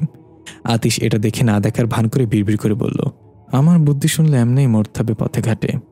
হাকিম জিব্বা বের করে চিত হয়ে পড়ে আছে। আতিশ ডাক দিল, ভাই কি ঠিক আছেন? হাকিম কুকরে উঠে মাথা ঘুরিয়ে বলল, তোর উপর ঠাড়া পড়ুক, এসব বুদ্ধি দিয়া বেড়াস মাইন সেরে। আমি যদি আর কখনো মানুষের বুদ্ধি নেই তাহলে আমি কুত্তার ডট ডট খাই। তখনই কয়েকজন সৈন্য এসে আতিশ আর হাকিমকে বলল, চল, তোদের দুজনকে দেখতে চাই মাস্টার। আতিশ বলল, বললে কি দেখা যায় নাকি? আমার পার্লারে যেতে হবে আগে, চেহারার নাক নকশা সব পাল্টে দিয়েছে মেরে, না জানি আমার ভাসিলা আমারে দেখা 2 টাকা দান কইরা চলে যায় কিনা ভিক্ষুক মনে কইরা। হাকিম বলল, কষ্ট পাস না ভাই, আমি বাইসা থাকতে একজন রং মিস্ত্রি ছিলাম, তোরে ভালো করে সাজায় দিমু এখান থেকে ছাড়া পেয়ে। সৈন্যরা দুজনকে ধরে নিয়ে যাচ্ছে। হাঁটতে হাঁটতে আতিশ বলল, কিন্তু আমি তো শুনেছি তুমি বেঁচে থাকতে চোর ছিলা। হাকিম গলা খাকুনিতে বলল, কি করছিস ভাই, এই আন্ডা পান্ডার সামনে এগুলো বলতে হয় না, আমার ইজ্জতের প্রশ্ন। কথা বলতে বলতে দুজনকে নিয়ে জিজার সামনে থপাস করে ফেলল সৈন্যরা। আতিশ উঠে নিজের শরীর ঝাড়তে ঝাড়তে বলল, জুনিয়র হিরো বলে কি এসব আন্ডা পান্ডা ইজ্জত দিচ্ছে না? খালি একবার রানী ফারিস্তা আসুক, তোদেরকে এমন মারা মারবো যে বাধ্য হয়ে বলবি, ভাই একটু থুতু লাগিয়ে নিন। জিজা এটা শুনে একটু হেসে বলল, কবে থেকেই শুনে আসছে রানী ফারিস্তা আত্মপ্রকাশ করবে। কোথায় সে? তালিফ থেকে কোন গ্রহে লুকিয়ে রেখেছে? আদৌ কি সে বেঁচে আছে নাকি আমাদের সবাইকে ভ্রমের মধ্যে রাখা হয়েছে? আতিশ একটু হেসে বলল, তোমার এত গোয়েন্দা, তোমার শক্তিশালী 6 সেন্স থাকার পরও যেহেতু তুমি রানী ফারিস্তার লোকেশন জানতে পারোনি, তাহলে আমি মুরগির ব্রেনে কিভাবে জানবো সে কোথায় আছে? তালিফ ছাড়া কেউ জানে না এই সিক্রেট। জিজা বলল, তাহলে তো তোমাকে বাঁচিয়ে রেখে লাভ নেই আমার, মৃত্যুর জন্য প্রস্তুত হয়ে নাও। হাকিম বলল, লাভ আছে। জিজা বলল, সেটা কি? হাকিম বলল, কারণ রানী ফারিস্তা আতিশকে নিয়ে যাওয়ার জন্য তোমার সামনে আসবে, অপেক্ষা করো। জিজা হাসতে হাসতে বলল, কি দুর্দিন এসেছে আমার, আমি এক মৃত আত্মার বুদ্ধি নিচ্ছি। এর মাঝে এক বিকট শব্দ হলো, পুরো দ্বীপ কেঁপে উঠল ভূমিকম্পের ন্যায়। জিজা তার সিংহাসন সহ নিচে পড়ে গেল কম্পনে। দেয়ালে দেয়ালে ফাটল ধরে গোড়া সিমেন্ট বালু খসে পড়তে লাগলো। এক লাফে উঠে জিজা অবাক হয়ে চিৎকার করে বলল, কি হচ্ছে এসব? এক সৈন্য হন্তদন্ত হয়ে ছুটে এসে বলল, মাস্টার, আক্রমণ হয়েছে দ্বীপে। জিজা অগ্নিশর্মা রূপ ধারণ করে বলল, কে করেছে? সৈন্য আতঙ্ক ভরা গলায় বলল, রানী ফারিস্তা। হাকিম ফিক করে হেসে দিয়ে বলল, কখনো কখনো মৃত্যু আত্মার কথাও শুনতে হয় মাস্টার, বলেছিলাম না রানী ফারিস্তা আসবে। দেখা গেল বাইরের সৈন্যরা এদিক সেদিক ছোটাছুটি করছে। বৃষ্টির মতো আগুনের তীর এসেছে অদৃশ্য থেকে। জিজার সহস্রাধিক সৈন্য মরে পড়ে আছে, বাকিরা ছিন্ন ভিন্ন হয়ে নিজের যান বাঁচাতে ছুটছে যেদিক পারে। প্রধান ফটকে থাকা সৈন্যরা তাদের অত্যাধুনিক অস্ত্র দ্বারা হাওয়ায় ফায়ার করছে। এখনো তারা কেউ বুঝতে পারছে না হামলা কোন দিক থেকে হচ্ছে আসলে। কিছু বুঝে ওঠার আগেই তারকার মতো অগ্নি ফুলুঙ্গিক ছড়িয়ে কয়েকটা তীর এসে প্রধান ফটকের সৈন্যদের বুক চিরে ফেলল। সাথে আগমন ঘটল রানী ফারিস্তার। বিশাল বিশাল 2টা আগুনের পাখনা নিয়ে উড়ে এসে মাটি কাঁপিয়ে সেখানে অবতরণ করল। ফারিস্তার কপালে সর্পচিহ্নটা জলজল করে আলো দিচ্ছিল। পাখনাগুলো গায়েব হয়ে গেল। বেঁচে থাকা আরও অনেক সৈন্যরা ফারিস্তাকে চারিদিক থেকে ঘিরে ফেলল। ফারিস্তা ভয়ানক এক হাসি দিয়ে ঠান্ডা গলায় বলল, নিজের জীবনকে ভালোবেসে থাকলে পালাও এখান থেকে, আমি সবাইকে চারদিক থেকে ঘিরে ফেলেছি। এরপর চারপাশে তাকে একটু এসে বলল, না, একটু ভুল আছে, আমি সবাইকে একদিক থেকে ঘিরে ফেলেছি। হঠাৎ সেখানে আগমন ঘটল জিজার। ভারী ভারী পা ফেলে সে এসে দাঁড়ালো দূরে। ফারিস্তা জিজাকে দেখে ঘাড় কাত করে সুন্দর হাসিতে বলল, আমার জন্য অপেক্ষা করছিলে তাই না? আমি এখানে। দেখা গেল রাজা গোট প্লাটোগ্রহের সর্বশেষ দ্বীপে তার সৈন্যদের একত্রিত করছে। সকল সাধারণ মরিচদের নির্দিষ্ট এক স্থানে যেতে বলা হয়েছে। সবাই রাজা গোটের কথা মতো নিরাপদ এক স্থানে জমায়েত হয়েছে। রাজা গোট এবার সৈন্যদের উদ্দেশ্যে বলল, সবাই তৈরি থাকো, রাহিলাকে নিয়ে চলে আসবে ওরা এখনই। এবার যেন রাহিলা পালানোর কোনো সুযোগ না পায়। আগে তার কাছ থেকে পাথরটা নিব, তারপর তার প্রাপ্য তাকে বুঝিয়ে দেব। তখনই প্রচণ্ড বেগে উড়ে এসে এয়ারজেট একটু দূরে আছড়ে পড়ল। বাতাসে সেখানে ধুলোবালিগুলো উঠতে লাগলো। রাজা গোট বলল, এটা তো আমাদের সৈন্যদের এয়ারজেট, তার মানে রাহিলাকে নিয়ে এসেছে তারা। কিন্তু এমনভাবে অবতরণ করলো কেন? এয়ারজেটের দরজা খুলে গেল, ইঞ্জিনের ধোঁয়ায় চারিপাশ ছেয়ে গিয়েছে। সবাই চাতক পাখির মতো তাকিয়ে আছে সেদিকে। ধোঁয়া ভেদ করে কয়েকটা মরিচের কাটা মাথা দড়ি দিয়ে বাঁধ অবস্থায় টানতে টানতে স্লো মোশনে বের হলো আয়েশা। এটা দেখে সবাই হা করে ভয়ানক দৃষ্টিতে তাকিয়ে রইল রাজা গোট সহ সবাই। এয়ারজেট থেকে বের হয়ে আয়েশা কাটা মাথাগুলো ছুঁড়ে মারল রাজা গোটের দিকে। মাথাগুলো গড়িয়ে গড়িয়ে গিয়ে রাজা গোটের পায়ের সামনে থামল। আয়েশা বলল, এদেরকে পাঠিয়েছিল আমাকে নিয়ে আসার জন্য, কিন্তু দেখো আমি তাদেরকে নিয়ে এসেছি। রাজা গোট একটু মুচকে এসে বলল, কেমন আছো রাহিলা? অনেকদিন পর দেখা।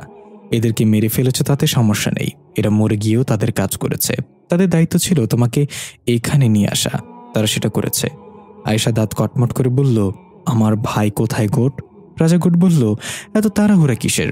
এতদিন পর আসলে দরকারি কথাবার্তা সেরে নেওয়া যাক। পাথর কোথায়?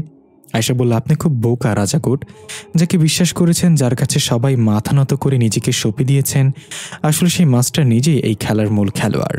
রাজা গোট প্রচণ্ড রেগে বলল, মাস্টার সম্পর্কে যদি আর একটা বাজে কথা বলিস তাহলে তোর জিহ্বা আমি টেনে ছিঁড়ে ফেলবো। মাস্টার আমাদের গ্রহকে রক্ষা করবে তোর কাছে থাকা ওই পাথর দিয়ে।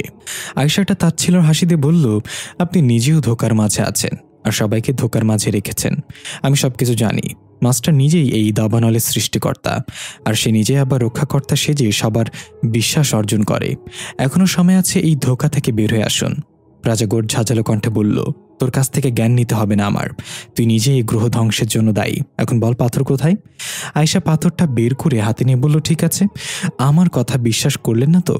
আমি এখন আপনার ভাগ্যে 5 আগস্ট দেখতে পাচ্ছি, তবে আগে আমার ভাইকে এখানে নিয়ে আসো, তারপর এটা পাবে। রাজা গোট বলল, দুঃখিত, তোমার সাথে এমন কোনো চুক্তি হয়নি, পাথর আমি তোমার লাশের কাছ থেকে নেব।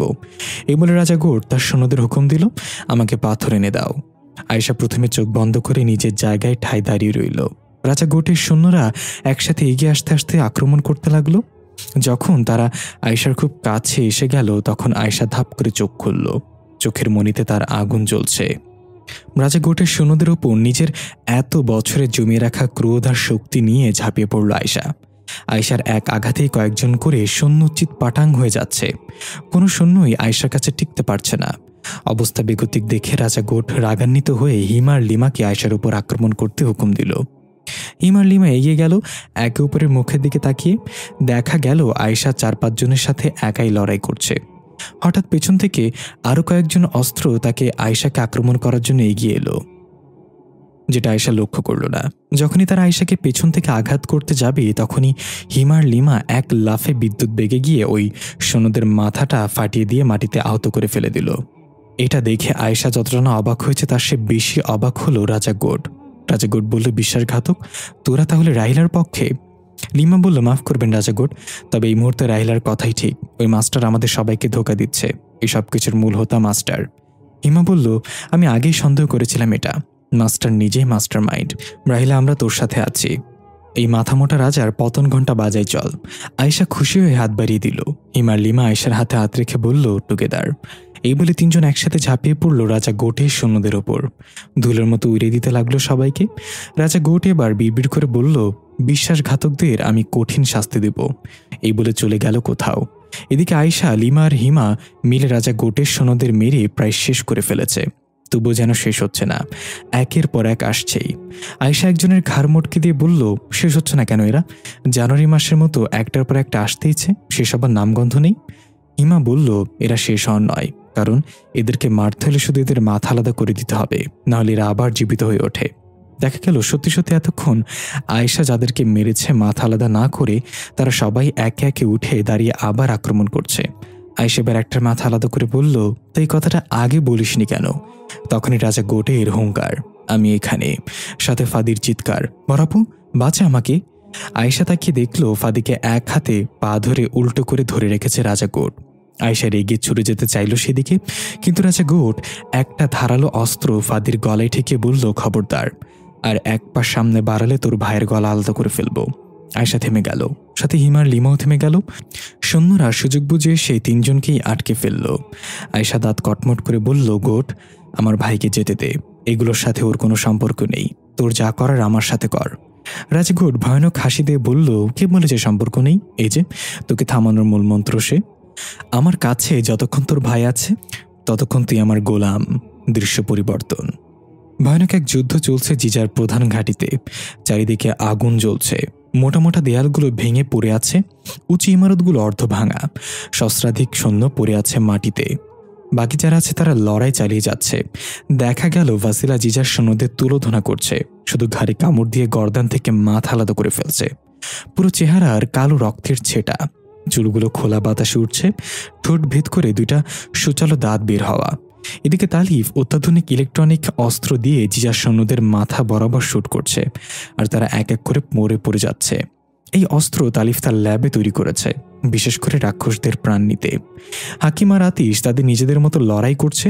হাকিম বলল, বেশিক্ষণ এদের ঠিকই রাখা যাবে না এভাবে খালি হাতে, আমাদের অস্ত্র লাগবে। আতিশ বলল, যদি এখন আমার হাতে একটা অস্ত্র থাকতো তাহলে। তখনই সালাম বিদ্যুৎ বেগে ছুটে এসে আতিশের হাতে দিয়ে একটা অস্ত্র দিয়ে বলল, নে তোর অস্ত্র, এখন সময় গ্যাংস্টার রূপ ধারণ করার। আতিশ অস্ত্রটা লোড করে ভয়ানক এক হাসি দিয়ে বলল, তাহলে এবার দেখা যাক কে কয়টা হেডশট মারে। আমি এখন যাচ্ছি। হাকিম, তুই শুধু গুনে রাখবি আমি কয়টাকে নিচে ফেলি। এবেলা আতিশ তার অস্ত্র নিয়ে স্লো মোশনে হেঁটে চলে গেল। সালাম এসে বলল, তুই ঠিক আছিস তো? হাকিম বলল, আমরা কখনই ঠিক থাকি না, ঠিক থাকার অভিনয় করি। এখন চল, লড়াই করার সময় হয়ে গেছে। তখনই কেউ একজন উড়ে এসে হাকিমের সামনে পড়ল।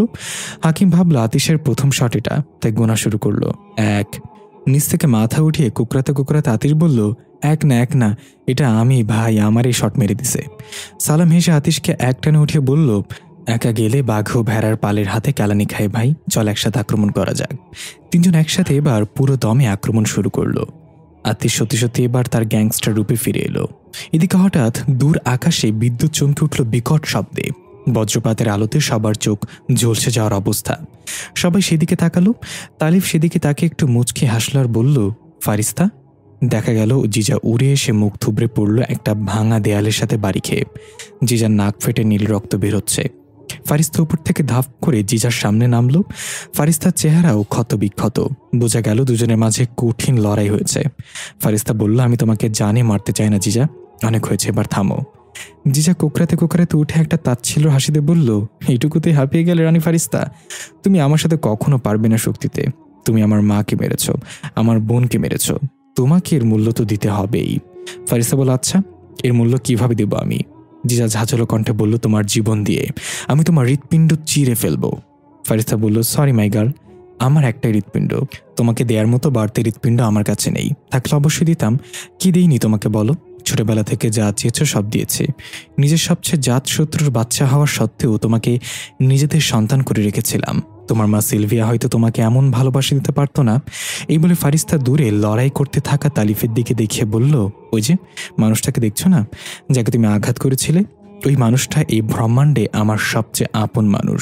ওই মানুষটা যেদিন তোমাকে প্রথম দিন কোলে নিল, তার খুশি যদি তুমি দেখতে তাহলে তাকে আঘাত করার আগে নিজের হাত নিজে ভেঙে ফেলতে।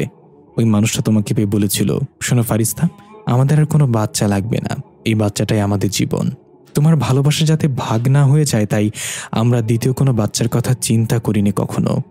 জিজা চোখ বেয়ে পানি বেরোচ্ছে। জিজা স্মৃতিতে ভেসে উঠল তালিফ আর ফারিস্তার সাথে কাটানো অসংখ্য সুন্দর দৃশ্য। জিজা কাঁদতে কাঁদতে বলল, কিন্তু তোমরা আমার মাকে মেরেছ। ফারিস্তা এবার ঝাঁঝালো কণ্ঠে বলল, তোমার মা ক্ষমতার জন্য মারিদ রাজ্যের সকল উত্তরাধিকারীকে মেরে ফেলেছিল। ক্ষমতা টিকিয়ে রাখার জন্য ঘোলদের সাথে নিকৃষ্ট চুক্তিতে আবদ্ধ হয়েছিল। আমাকে মেরে ফেলতে চেয়েছিল। তোমার বোন তাইবা আমার বন্ধুত্বের সুযোগ নিয়ে পিঠ পিছে নানান ষড়যন্ত্রে লিপ্ত ছিল। আমি কোনো নির্দোষকে মারিনি। আমি যাদেরকে মেরেছি তারা অপরাধী ছিল। আর অপরাধী শুধু তোমার মা আর তার বোন না, আমার মা আর বোনও যদি হয় আমি তাদের বিচার করা থেকে একটু পিছপা হব না। জিজা কিছু বলতে যাবে তখনই জিজার কানে আবার সেই ফিসফিসে শব্দটা ভেসে আসলো, প্রতিশোধ, মাকে হত্যা করার প্রতিশোধ। ফারিস্তা কিছু বুঝে ওঠার আগে এক ঝটকে এসে ফারিস্তাকে ছুঁড়ে ফেলে দিল আর বলল, তুমি তোমার কাজ করেছ, এবার আমি আমার কাজ করব। মাকে হত্যার প্রতিশোধ নেবই। ফারিস্তা উঠে দাঁড়িয়ে দাঁতে দাঁত চেপে বলল, অনেক বুঝেছে, এবার দেখ রানী ফারিস্তার শক্তি। এই বলে দুই হাত পাখির মতো মেলে দিল। পিঠ থেকে আগুনের ডানা বের হলো, সোজা হয়ে হাওয়ায় ভেসে উঠল ডানা ঝাপটাতে ঝাপটাতে। জিজা হাওয়ায় ভেসে উঠল, এক পা হালকা উঁচু করে। জিজা চিৎকার করে বলল, তুমি মরতে বসেছিলে সেদিন, কিন্তু এখন তালিফ তোমাকে কি বানিয়ে দিয়েছে দেখো। ফারিস্তা বলল, পেছন থেকে আঘাত করেছিলে সেদিন, নিজেকে হিরো ভাববে না। চলো এসো এবার, দেখাও তোমার শক্তি আমাকে। জিজা পুরো শরীরে আগুন জ্বলে উঠল ধাও ধাও করে। এক হুঙ্কার দিয়ে ফারিস্তার দিকে তেড়ে গেল, ফারিস্তাও তেড়ে গেল। দুজন মুখোমুখি হলে প্রচণ্ড জোরে বিদ্যুৎ চমকে উঠল, সবকিছু কেঁপে গেল। শুরু হলো দুজনের মাঝে এক ভয়ানক লড়াই। এদিকে তালিফ জিজার সৈন্যদের সাথে লড়াই করছে, সামনে থাকা সৈন্যদের হেডশট করছে। হঠাৎ পেছন থেকে এক সৈন্য তালিফকে আঘাত করতে নিলে এক ঝটকে এসে আতিশ তার হেডশট করে তালিফের পিঠের সাথে পিঠ লাগিয়ে বলল, ধন্যবাদ যান বাঁচানোর জন্য। তালিফ বলে, এই কথা তো আমার বলার কথা। আতিশ বলল, তাহলে বলছো না কেন? এর মাঝেই সেখানে চারিদিক থেকে পিঁপড়ার মতো সৈন্য এসে দুজনকে ঘিরে ফেলল। আতিশে তো থতমত খেয়ে বলল, এগুলো কোথা থেকে আসলো? এখন আমরা কি করব ভাইয়া? তালিফ বলল, আমি একটা মন্ত্র পারি, ওইটা বললে আমাদেরকে এরা ছুতেও পারবে না। আতিশ বলল, কি মন্ত্র ভাইয়া, আমাকে শেখাও। তালিফ বলল, আমার সাথে সাথে বলো। আতিশ তালিফের সাথে সাথে বলতে লাগলো, হে খোদা, জীবনে যত পাপ করেছি সবকিছুর জন্য মাফ করে দাও, আমি খুব তাড়াতাড়ি তোমার কাছে আসছি। এটা বলেই আতিশ চিৎকার করে বলল, এই না না, এটা কেমন মন্ত্র, আমি মরতে চাই না এত তাড়াতাড়ি, ভাইয়া অন্য উপায় বলেন। তখনই সৈন্যরা আক্রমণ করে দিল। তালিফ আর আতিশ তাদের অস্ত্র দিয়ে এলোপাতারি হেডশট মারতে লাগলো। এর মাঝে সেখানে চলে আসলো ভাসিলা, এক ঝটকায় সবগুলোকে চিৎপাটাং করে ফেলে দিল। সালামার হাকিমও চলে আসলো। এখন সবাই একসাথে পিঠ লাগিয়ে দাঁড়িয়ে গেল। আরো অনেক সৈন্য এগিয়ে আসলো হুঙ্কার দিয়ে। ভাসিলা জিজ্ঞাসা করলো, প্রফেসর কোথায়? সালাম বলল, প্রফেসর তার কাজ করছে, খুব তাড়াতাড়ি এখানে রং পাল্টে যাবে প্রফেসরের কাজে। আতিশ বলল, তালিব ভাইয়া, ভ্যাম্প নাকি জীবিত, সে কোথায়? তালিব বলল, শুধু যুদ্ধ এখানেই হচ্ছে না, প্লাটো গ্রহেও হচ্ছে। দৃশ্য পরিবর্তন। দেখা গেল প্লাটো গ্রহে আয়েশা এবং লিমা হিমাকে ধরে রাখা হয়েছে। ফাদিকে হাত পা বেঁধে এক জায়গায় ফেলে রাখা হয়েছে। ফাদি বারবার বলছে, বরাপু আমাকে বাঁচা, আমার খুব ব্যথা লাগছে। আয়েশা বলল, ভাই একটু অপেক্ষা কর, আমি তোকে নিয়ে এখান থেকে চলে যাব। রাজা গোট হাসতে হাসতে এগিয়ে গেল আয়েশার দিকে আর বলল, কেন শুধু শুধু মিথ্যা আশা দিচ্ছিস বাচ্চাটাকে? ফাদি কর্কশ গলায় বলল, হালার ফাহালা, তুই বাচ্চা কারে কস, সময় মতো বিয়ে করলে তোর চেয়ে বড় পোলা থাকতো আমার। রাজা গোট থতমত খেয়ে আয়েশাকে বলল, পৃথিবীতে কি সবাই ছোটবেলায় বিয়ে করে নাকি? আয়েশা বলল, তুই ওর কথায় কান দিস না, এখনো সময় আছে আমাদের যেতে দে এখান থেকে, না হলে। রাজা গোট আয়েশার থুতনি চেপে ধরে কর্কশ গলায় বলল, না হলে কি করবি? এখন তোরা সবাই আমার গোলাম, কিচ্ছু করার ক্ষমতা নাই তোদের। আয়েশা বলল, এত নিশ্চিত হোস না মাথা মোটা, দেখ পরবর্তীতে কি হয়। রাজা গোট বলল, কে বাঁচাবে তোদেরকে আমার হাত থেকে? ডাক তাকে, কই কেউ তো নেই। তখন এয়ারজেটটা ব্লাস্ট হলো বিকট শব্দে। আগুনের মাঝখান থেকে উড়ে এলো লাল চুল বিশিষ্ট নতুন ভ্যাম্প। রাজা গোটের বুকের উপর এসে আঘাত করে তাকে মাটির মাঝে অর্ধেক ঢুকিয়ে ফেলল। দৃশ্য পরিবর্তন। দেখা গেল নাওফি ধ্যানে বসে আছে, এক হাতে তসবি গুনছে, অন্য হাতে তর্জনে আঙ্গুল নিচের কটটা চেপে ধরে আছে। চোখ বন্ধ করে কিছু একটা পড়ে যাচ্ছে এক মনে। হঠাৎ সবকিছু অন্ধকার হয়ে গেল, কিচ্ছু দেখা যাচ্ছে না। নাফি ধাপ করে চোখ খোলার সাথে সাথে সব আলোকিত হয়ে গেল। দেখা গেল নাফি কোনো এক অচেনা জায়গায় দাঁড়িয়ে আছে। আমরা সেই কণ্ঠটা শুনতে পাই এবার, প্রতিশোধ, মাকে হত্যার প্রতিশোধ। নাফি একটু মুচকে এসে বলল, তাহলে এখান থেকেই তুমি জিজাকে নিয়ন্ত্রণ করছো, তার ব্রেইনে প্রতিশোধের আগুন ঢালছো, দেখা যাক কে তুমি। এই বলে নাওফি সেই কণ্ঠকে অনুসরণ করে এগিয়ে যেতে লাগলো। একটা পুরাতন রাজভবন, সম্পূর্ণ নীরবতায় ঘেরা, ওই কণ্ঠটা ছাড়া আর কোনো শব্দ নেই আশেপাশে। নাওফি এগিয়ে যেতে যেতে একটা কাঠের দরজার সামনে গিয়ে থামলো। স্পষ্ট এই কাঠের দরজার ওপাশ থেকে কেউ বলছে কথাগুলো। নাফি হালকা ধাক্কা দিল দরজাটা, লাল আগুনের মতো দুইটা চোখ দেখা গেল। নাফি অবাক হয়ে বলল, রাজা গারকুন? প্লাটো গ্রহে আয়েশার সাথে যোগ দিল নতুন ভ্যাম্প। শুরু হয়েছে সেখানেই তুমুল লড়াই। এদিকে আয়েশা এক এক করে রাজা গোটের সৈন্যদের মারতে মারতে এগিয়ে গেল ফাদির দিকে। নতুন ভ্যাম্পের কাছে রাজা গোটের সৈন্যরা নাস্তা নাবুদ হচ্ছে পড়তে পড়তে। সে বিদ্যুৎ বেগে একজনের গর্দান থেকে মাথা আলাদা করে দিচ্ছে। হিমা লিমা লড়াই করছে রাজা গোটের সাথে। রাজা গোট তার সম্পূর্ণ শক্তি দিয়ে দুজনের সাথে লড়াই চালিয়ে যাচ্ছে। আয়েশা সবাইকে মেরে দৌড়ে চলে গেল ফাদির কাছে। ফাদি হাত পা বাঁধা অবস্থায় এক জায়গায় পড়েছিল। আয়েশা তাড়াতাড়ি ফাদির হাত পায়ের বাঁধন খুলে দিয়ে একপাশে নিয়ে গিয়ে বলল, এখানে দাঁড়িয়ে থাক, নড়বি না, খুব শীঘ্রই এই লড়াই শেষ হতে চলেছে। ফাদি বলল, বড় আপু, আমার একটা তরবারিতে ওই ছাগল রাজার পশ্চাৎ আমি 2 ভাগ করে দেব। কত বড় সাহস আমাকে কিডন্যাপ করে? আয়েশা বলল, থাক, তো 2 ভাগ করতে হবে না, অলরেডি 2 ভাগই আছে। এখন চুপচাপ এখানে দাঁড়িয়ে থাক, আর দেখ আমি কিভাবেই ছাগল রাজারটা আলাদা করি, মানে মাথা। এই বলে আয়েশা ছু মেরে চলে গেল। ফাদি দাঁড়িয়ে দাঁড়িয়ে দূর থেকেই হাত পা উঠিয়ে কারাতে মার দিতে লাগলো হাওয়ার ওপর। এদিকে আয়েশা আর ভ্যাম্প একসাথে রাজা গোটের সৈন্যদের মাথা আলাদা করছে এক এক করে। হঠাৎ দেখা গেল রাজা গোট ভয়ানক হয়ে উঠেছে। হিমা যখন রাজা গোটের গলা বরাবর ঘা দিতে চাইল তরবারি দিয়ে, রাজা গোট একটু নিচু হয়ে হিমার আঘাত এড়িয়ে উল্টো এক ঘায়ে হিমার মাথা আলাদা করে ফেলল। এটা দেখে লিমা এক চিৎকার করে রেগে আগুন হয়ে রাজা গোটের উপর আঘাত করল। ভাগ্যক্রমে আঘাতটা রাজা গোটের হাতে লাগলো। হাত থেকে সবুজ তরল বের হতে লাগলো। রাজা গোট একটু হেসে ক্ষতস্থানটা দেখে বলল, ভালো ছিল এটা, তবে আমাকে মারার জন্য যথেষ্ট না। লিমা ঝাঁঝালো কণ্ঠে বলল, তুই হিমাকে মেরে ফেলেছিস। এই বলে আবার আগুনের মতো রাজা গোটের ওপর আক্রমণ করলে রাজা গোট এবার তার তরবারি ফেলে দিয়ে লিমাকে এক হাতে ধরে শরীর থেকে এক টানে মাথাটা ছিঁড়ে ফেলে বলল, আমার সাথে বিশ্বাসঘাতকতার পুরস্কার শুধুমাত্র মৃত্যু। এই বলে ফাদির দিকে তাকালো রাজা গোট। ফাদি থতমত খেয়ে বলল, আমার দিকে কি দেখেন, আমি তো বিশ্বাসঘাতক না। রাজা গোট বলতে বলতে এগিয়ে গেল ফাদির দিকে। তোর বোনকে থামাতে হলে তোকে আমার দরকার। ফাদি ভরকে গিয়ে বলল, ওই যে পেছনে আমার বোন আসছে, তাকে থামান আগে। রাজা গোট তাড়াহুড়া করে পেছনের দিকে তাকিয়ে তরবারি তাক করে দেখল আয়েশা তার ভ্যাম তোর সৈন্যদের সাথে লড়াই করতে ব্যস্ত।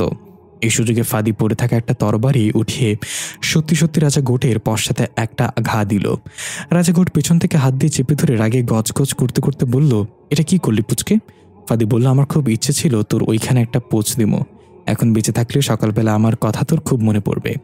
রাজা গোট দাঁতে কটমট করতে করতে ফাদির দিকে তেড়ে আসতে নিলে ফাদি বলল, আমার বোন আসছে, ওই দেখ, তাকে আগে থামা। রাজা গোট পেছনে তাকে বলল, এইবার তোর আর চালাকি কাজে দেবে না। এই বলে যখনই ফাদিকে ধরতে যাবে তখনই সত্যি সত্যি পেছন থেকে বিদ্যুৎ বেগে এসে রাজা গোটকে ছুঁড়ে ফেলে দিল। রাজা গোট মুখ থুবড়ে পড়ে বলল, পুচকের কথা শোনা উচিত ছিল। আয়েশা ফাদিকে উদ্দেশ্য করে বলল, তুই কি করছিস? তোর হাতে তরবারি কেন? ফাদি বলল, আমি কি করেছি সেটা ওই ছাগল রাজার পেছনে দেখলেই বুঝতে পারবে।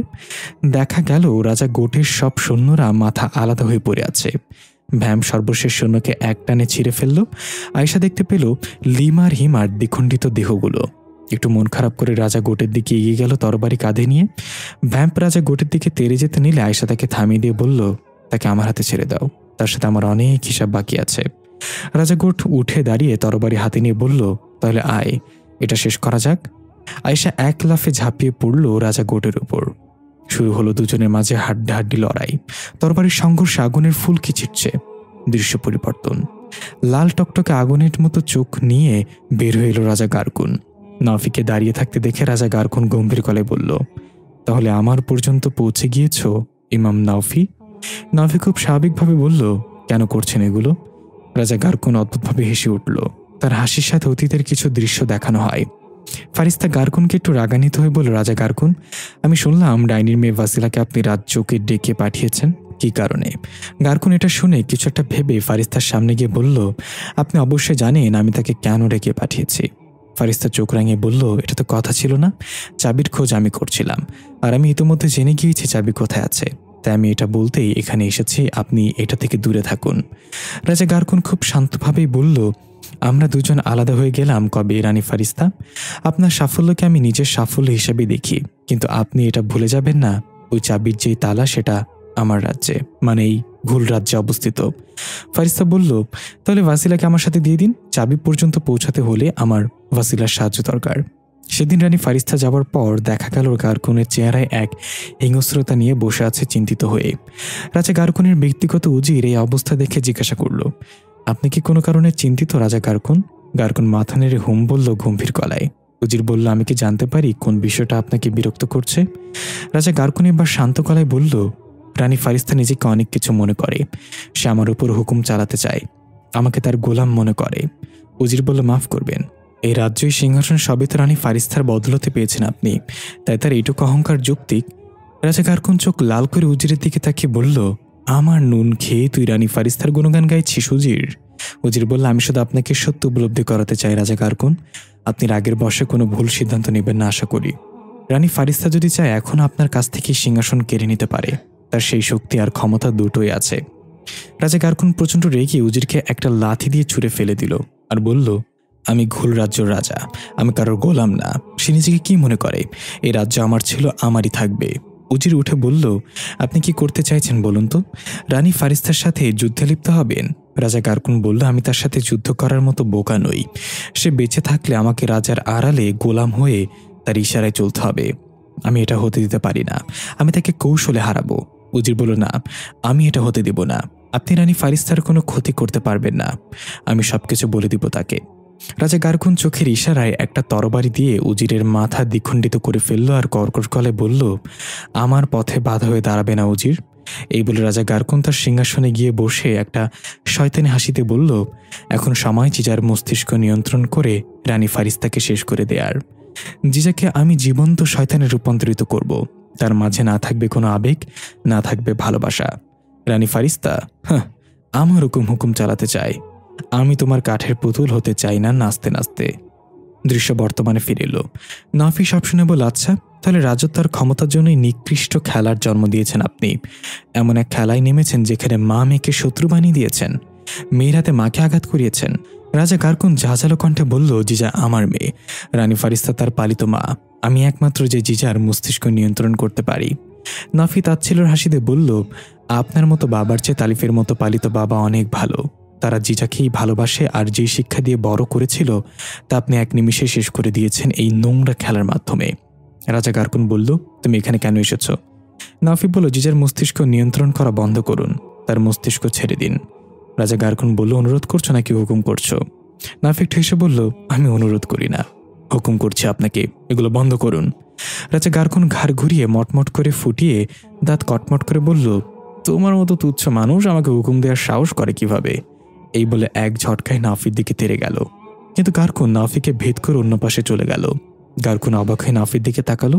নাফি সুন্দর করে হেসে বলল, আমি আপনার স্পর্শের বাইরে রাজা গারকুন, কিন্তু আমি চাইলে আপনাকে স্পর্শ করতে পারি, আর আপনাকে জিজার মস্তিষ্ক থেকে বের হওয়ার জন্য বাধ্য করতে পারি। দেখতে চান? এই বলে তাজবি হাতে থাকা গারকুনের বুকে জোরে ধাক্কা দিল। এক ধাক্কায় গারকুন বিল্ডিংয়ের পিলারের ভেঙে দূরে গিয়ে আছড়ে পড়ল।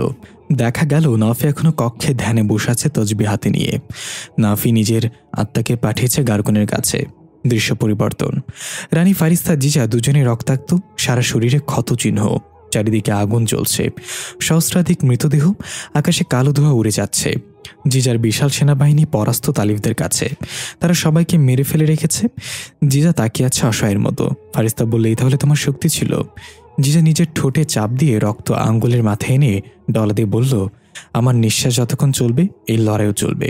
আতিশ চিৎকার করে জিজার উদ্দেশ্যে বলল, কোথায় তোমার সেনাবাহিনী? এত এত গ্রহে কবজা করেছ, সেখান থেকে সৈন্যটিকে পাঠাও, আমাদের অস্ত্র এখনো গরম আছে। জিজারটা তাচ্ছিল্যের হাসি দিয়ে হাত উপরে তুলে মুষ্টি চেপে ধরতেই মেঘ ভেদ করে অসংখ্য এয়ারজেট নেমে আসতে লাগলো। সব এয়ারজেটের শত শত সৈন্য এসেছে বিভিন্ন গ্রহ থেকে। আতিশ থতমত খেয়ে বলল, পিচ্ছি তো সিরিয়াসলি নিয়ে নিস আমার কথা। ভাসিলা চোখ রাঙিয়ে বলল, তোমার এত কথা বলতে কয়কে? কি সুন্দর দাঁড়িয়েছিলাম সবাইরে মেরে, এখন আবার এতগুলো ক্রিয়েচার। সালাম বলল, সমস্যা নাই, আমাদের কি ট্রেন মিস হয়ে যাবে নাকি? সময় আছে হাতে, চলো মারা শুরু করি, অস্ত্র গরম আছে। হাকিম বলল, তাহলে তোর বিয়ে হয় না কেন? সালাম ধাম করে জিজার এক সৈন্যকে গুলি করে বলল, আমি অস্ত্রের কথা বলছি। তালিব বলল, আমি আর পারবো না ভাই, তোরা যা করার কর, আমি ক্লান্ত। এ বলে তালিব বসে পড়ল। জিজার সৈন্যরা আক্রমণ করলো, সবাই আবার হুঙ্কার দিয়ে ঝাঁপিয়ে পড়ল। দেখা গেল তারিফের দিকেও কিছু সৈন্য তেড়ে আসলো। তালিফ উঠে কয়েকটা হেডশট মেরে বলল, বিশ্রাম করতেও দিবি না? এদিকে জিজা আবার ফারিস্তার উপর আক্রমণ করেছে। ফারিস্তা জিজাকে একটা ধাক্কা মেরে নিচে ফেলে এক লাফে গিয়ে জিজার মাথা বরাবর ঘুষি দিল, কিন্তু জিজা নিজের মাথা সরিয়ে নিল। ফারিস্তার ঘুষিতে মাটি গর্ত হয়ে গেল। জিজা উঠে উল্টে ফারিস্তাকে আঘাত করে ছুঁড়ে ফেলে দিল। ফারিস্তা নিচে পড়ে সাথে সাথে বাউন্স খেয়ে আবার উঠে এসে জিজার পা ধরে ঘুরিয়ে ঘুরিয়ে ছুঁড়ে মারল। জিজা কুকরাতে কুকরাতে আবার উঠে দাঁড়িয়ে পড়ল। ফারিস্তা হাঁপাতে হাঁপাতে বলল, এবার থামো, অনেক হয়েছে, এগুলো থামাও। জিজা চোখ কালো করে বলল, ক্লান্ত হয়ে গেলে নাকি আমার কাছে হেরে যাওয়ার ভয়? ফারিস্তা বিরক্ত হয়ে এবার চোখ বন্ধ করে দাঁতে দাঁত চেপে বিড়বিড় করে বলতে লাগলো, এতক্ষণ দয়া দেখাচ্ছিলাম, আমি তোর মতো 10টা ভ্যামকে একসাথে মাটিতে পুঁতে ফেলতে পারি। এই বলে ধাপ করে চোখ খুলে ফারিস্তা হাতের ইশারায় জিজাকে বলল, তাহলে আয়, এটা শেষ করা যাক। দেখা গেল ফারিস্তার চোখগুলো থেকে বিদ্যুৎ চমকাচ্ছে, সর্প চিহ্নটা থেকে আগুন বেরোচ্ছে। জিজা এক চিৎকার করে এক লাফে উড়ে এসে ফারিস্তার মুখে আঘাত করতে চাইল, কিন্তু ফারিস্তা খপ করে জিজার থুতনি চেপে ধরে মাটিতে এক আছাড় মারল। জিজার মাথা মাটির ভেতর ঢুকে গেল। ফারিস্তা জিজার চেহারায় একের পর এক আঘাত করতে লাগলো। জিজার পুরো চেহারা নীল রক্তে ভরে গেল, তবুও ফারিস্তা থামছে না। তালিফ দূর থেকে এটা দেখতে পেয়ে এক ছুট দিল সেদিকে। পথে সৈন্যরা তালিফকে বাধা দিল। তালিফ এক একটার হেডশট করছে আর চিৎকার করে বলছে, ফারিস্তা থামো, কি করছো, ও মরে যাবে তো। এক পর্যায়ে তালিফ গিয়ে এক ধাক্কায় ফারিস্তাকে ছুঁড়ে ফেলে দিল। জিজা কাতরাচ্ছে, জিজার চেহারা সম্পূর্ণ আঘাতপূর্ণ। তালিফের চোখ থেকে বৃষ্টির মতো পানি নেমে এলো। জিজাকে বুকে নিয়ে বলতে লাগলো, কেন এটা করলি তুই? আমি তোকে মরতে দিব না, তুই আবার আমার আগের জিজা হয়ে যাবি। জিজা আহত অবস্থায় সুযোগ বুঝে হাতে এক অদৃশ্য চাকু বের করে তালিফের পিঠে আঘাত করার জন্য তাক করলো। তালিফ খেয়াল করলো না এটা। ফারিস্তা দূর থেকে এটা দেখে চিৎকার করে ডাক দিল, তালিফ। সবকিছু থমকে গেল। স্লো মোশনে জিজা এক পৈশাচিক হাসিতে বলল, আই এম সরি তালিফ। ফারিস্তা স্লো মোশনে উড়ে আসছে চিৎকার করে। জিজা তার চাকুটা পিঠের সাথে লাগাতেই হঠাৎ সবকিছু স্বাভাবিক হয়ে গেল। জিজার চাকু থেমে গেল। ফারিস্তা এক ছুটে এসে তালিফকে নিয়ে দূরে ছিটকে পড়ল। জিজার হাত থেকে চাকুটা গায়েব হয়ে গেল। ব্যথায় কুকরি উঠে বলল, মা আমার খুব কষ্ট হচ্ছে, তুমি আমাকে মেরেছ। ওইদিকে দেখা গেল নফি রাজা গারকুনের বুকের উপর পা দিয়ে দাঁড়িয়ে আছে। রাজা গারকুনের মাথা থেতলে গিয়েছে, তবু সে নফিকে আঘাত করার চেষ্টা করছে, কিন্তু নফি তার ধরাছোঁয়ার বাইরে। নফি বলেছিলাম না আপনি আমাকে স্পর্শ করতে পারবেন না। সৃষ্টিকর্তা আপনাদের অনেক শক্তি দিয়েছে, কিন্তু তবুও মানুষকেই সৃষ্টি সেরা জীব করেছে। কারণ তো অবশ্যই আছে, আমাদের কাছে আপনাদের মতো শক্তিশালী জিনদের পরাস্ত করার শক্তি আছে। রাজা গারকুন বলল, আমাকে মেরে ফেলো এখনই, নাহলে তুমি পরে বাঁচবে না। নাফিটু এসে বলল, খুব ইচ্ছে ছিল আপনার মাথাটা আলাদা করে দিই, কিন্তু আপনাকে তো রানী ফারিস্তার মুখোমুখি হতে হবে। আপনার মাথা আলাদা করার অধিকার একমাত্র রানী ফারিস্তার। এদিকে রানী ফারিস্তার তালিফ বুঝে গেল নাফি তার কাজ করে ফেলেছে। জিজা এখন শয়তানি শক্তি থেকে মুক্ত। তাড়াতাড়ি গিয়ে জিজাকে কোলে নিয়ে তালিফ দৌড়ে গেল এয়ারজেটের দিকে।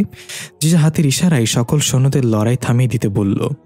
এর সাথে শেষ হলো বিশাল এক রক্তক্ষয়ী যুদ্ধ।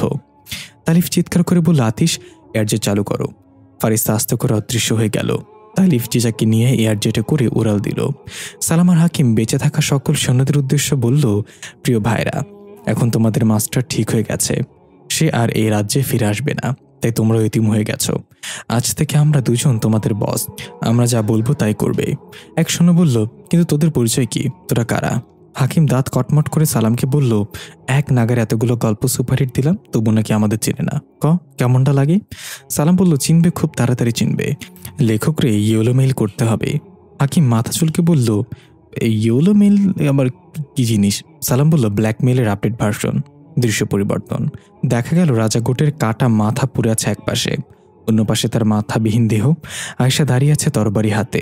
ফাদি দৌড়ে এসে আয়েশাকে জড়িয়ে ধরে বলল, তুই করে দেখিয়েছিস সেটা। আয়েশা ফাদিকে শান্ত হতে বলে ভ্যামকে বলল, তুমি আমার ভাইকে নিয়ে পৃথিবীতে ফিরে যাও, আমি কিছু কাজ শেষ করে ফিরে আসব। ফাদি বলল, না, আমি তোকে ছাড়া যাব না, তুই চল। আয়েশা একটু ধমকের গলায় বলল, ফাদি, যা বলেছি তাই কর, আমার কাজ শেষ হলে আমি চলে আসব, তুই যা, ওকে নিয়ে যাও। ভ্যাম পেশে ফাদির হাত ধরে টেনে নিয়ে যেতে লাগলো। ফাদি বারবার বলছিল, আমি যাব না, তোর সাথে যাব, কিন্তু আয়েশা সেদিকে কান না দিয়ে এগিয়ে গেল সাধারণ মরিশদের দিকে। সাধারণ মরিশেরা ভয় পেয়েছিল। তারা ভাবছিল আয়েশা তাদেরকে আঘাত করবে। তারা তাদের বাচ্চাকে চেপে ধরে ভীত সন্ত্রস্ত হয়ে দাঁড়িয়ে আছে। আয়েশা তরবারি ফেলে দিয়ে পাথরটা হাতে নিয়ে সবার উদ্দেশ্যে বলল, ভয় পাওয়ার দরকার নেই, আমি আমাদের গ্রহ রক্ষা করব। আপনারা আবার আগের প্লাটো গ্রহ ফিরে পাবেন। এখন থেকে এই গ্রহের রানী আমি। সকল মরিশরা অবাক হয়ে তাকিয়ে আছে। আয়েশা বলল, কথা দিচ্ছি রাজা গোটের চেয়ে ভালো শাসক হয়ে দেখাবো। আর কোনো বলির নামে শিশু হত্যা হবে না, কারোর উপর কোনো জুলুম করা হবে না। তবে হ্যাঁ, কেউ যদি সীমা লঙ্ঘন করে তার একমাত্র শাস্তি হবে মৃত্যু। সকল মরিশরা একসাথে বলে উঠল, আমরা তোমাকে রানী হিসেবে মেনে নিলাম রাহিলা। আয়েশা একটু হেসে বলল, আমার নাম আয়েশা। দৃশ্য পরিবর্তন। দেখা গেল গারকুন হাঁটু গেড়ে বসে আছে। রানী ফারিস্তা তার সামনে একটা আগুনের তরবারি হাতে দাঁড়িয়ে আছে, চেহারায় ক্রোধ নিয়ে। নফি একপাশে দাঁড়িয়ে আছে। হঠাৎ নফি বলে উঠল, তাহলে এখন আপনি তার সাথে যা করার করুন রানী ফারিস্তা, আমাকে অনুমতি দিন। রানী ফারিস্তা নাফির দিকে তাকিয়ে মাথা নাড়ল। নাফি আস্তে করে অদৃশ্য হয়ে গেল। এবার রাজা গারকুন বলল, কিসের জন্য অপেক্ষা করছেন আপনি? আমার মাথা আলাদা করে ফেলুন। রানী ফারিস্তা দাঁত কটমট করে বলল, সেটা অবশ্যই করব, কিন্তু আমি অবাক হচ্ছি এটা ভেবে যে তুই আমার দয়ায় মুক্ত হয়ে আমার শক্তিতে ক্ষমতা পেয়ে আমার পিঠ পিছে এত বড় একটা ষড়যন্ত্র কিভাবে করতে পারলি, যেটাকে আমার হাতে প্রায় মারিয়েই দিচ্ছিলি কেন? রাজা গারকুন বলল, আমি আপনার কোনো প্রশ্নের উত্তর দিতে বাধ্য নই, মেরে ফেলুন আমাকে। রানী ফারিস্তা এক চিৎকার করে তরবারি উঠিয়ে এক ঘায়ে কারকুনের মাথা আলাদা করে ফেলল। তারপর পা উঠিয়ে মাথার উপর এক পাড়া দিয়ে সেটা চ্যাপটা করে দিল। এরপর ক্লান্ত আর রক্তাক্ত মুখে একটা পাথরের উপর বসে চোখে টলমলো পানি নিয়ে নিজেকেই বলল, আমি বিষের মাঝে সাঁতার কাটছি, কিন্তু বিষ পান করিনি। দৃশ্য কয়েক মাস পরের। দেখা গেল তালিফের ল্যাবে সায়েন্টিস্টরা তাদের গবেষণা করছে। এখানে তালিফও একপাশে বসে কিছু একটা নিয়ে গবেষণায় মগ্ন। একটা কাচের জারে আমরা জিজাকে দেখতে পাই, পানির ভেতর ডুবে আছে। তখন সেখানে ফারিস্তা প্রবেশ করে জিজার কাচের জারের সামনে গিয়ে তালিফকে জিজ্ঞাসা করল, কি অবস্থা জিজার? তালিফ নিজের গবেষণায় মগ্ন থেকে বলল, এখনও কোনো রেসপন্স পাচ্ছি না, তবে খুব তাড়াতাড়ি পাবো আশা করি। ফারিস্তা কাচের জারের উপর হাত বুলিয়ে বলল, ফিরে এসো আমার পরি। ফাদি আর সামিয়াকে দেখা যায় খুব হাসি খুশিভাবে হাত ধরে হেঁটে যাচ্ছে। হঠাৎ দুজনে আকাশের দিকে তাকিয়ে দেখে তারকার মতো কিছু খসে পড়ছে। ফাদি খুশি বলল, বড় আপু আসছে। দৃশ্য চলে যায় কোনো এক থানায়। আমরা ফাতিহাকে দেখতে পাই, এক চোরকে পাছার উপর ডান্ডা বাড়ি দিচ্ছে। চোর মাওগো বাবাগো বলে চিৎকার করছে। দুই কনস্টেবল দূরে দাঁড়িয়ে কানাঘুষা করছে। ম্যাডামকে কখনো এমনভাবে ছিচকা চোরকে মারতে দেখিনি। অন্য কনস্টেবল বলল, মারবে না তো কি করবে, হারামজাদা মসজিদের কল চুরি করে আবার কাগজে লিখে দিয়ে আসছে, কলটা নিয়ে গেলাম, আপনারা সবাই ঘর থেকে উঁচু করে আসবেন, তাহলে বেশি সোয়াব পাবেন। ফাতিহা তাকে মেরে ডান্ডা ভেঙে ফেলল। তারপর বলল, একে লকআপে ঢোকাও, দুপুরের পর আবার মারবো। কনস্টেবলরা তাকে লকআপে নিয়ে গেল। ফাতিহা কপালের ঘাম রুমাল দিয়ে মুছে নিজেকে শান্ত করে যেই কক্ষে যাবে এমন সময় পিছন থেকে একটা বাচ্চার কণ্ঠ ভেসে আসলো, can you help me ma'am? ফাতিহার সাথে সাথে পেছনে তাকিয়ে হা করে রইল। ফাতিহা যেন নিজের চোখে বিশ্বাস করতে পারছে না। তব দেখে দাঁড়িয়ে আছে দেখে পিচ্চি মেয়েটা আবার বলল, ম্যাম, আমার পোষা কুকুরটা হারিয়ে গিয়েছে, প্লিজ আমার কুকুরটা খুঁজে দাও। ফাতিহা আনমনে বলে উঠল, সামারুন? নাফি নদীর ধারে দাঁড়িয়ে আছে বুকে হাত বেঁধে, আকাশের দিকে তাকিয়ে এক মনে কিছু একটা ভাবছে। তখনই ফোনটা বেজে উঠল। নাফি ফোন করে স্ক্রিনে না তাকিয়ে রিসিভ করে কানে দিয়ে বলল, বলো ফাতিহা। ফাতিহা উপাস থেকে তাড়াহুড়া করে তোতলানো কণ্ঠে বলল, সামারুন, সামারুন, আমি সামারুনকে দেখেছি। নাফি অবাক হয়ে বলল, কি বলছো তুমি, কোথায় দেখেছ? আমি এখনই আসছি। ফোন রেখে নাফি ঘুরে তাকালো। অবাক হওয়ার চেহারাটা ধীরে ধীরে পরিবর্তন হয়ে মুখে রহস্যময় এক হাসিতে বলল, পুনর্জন্ম। শ্রোতা বন্ধুরা, গল্পটা আপনাদের কাছে কেমন লাগলো অবশ্যই আমাদেরকে কমেন্টের মাধ্যমে জানাবেন। আর গল্পটা কিন্তু এখানেই শেষ না, আমাদের রাইটার গল্পটি আবারও লিখছে, এবং গল্পটি দেখতে হলে অবশ্যই আমাদের চ্যানেলের সাথেই থাকবেন। আর গল্পটা কেমন হচ্ছে অবশ্যই আমাদেরকে কমেন্টের মাধ্যমে জানাবেন। ধন্যবাদ সবাইকে।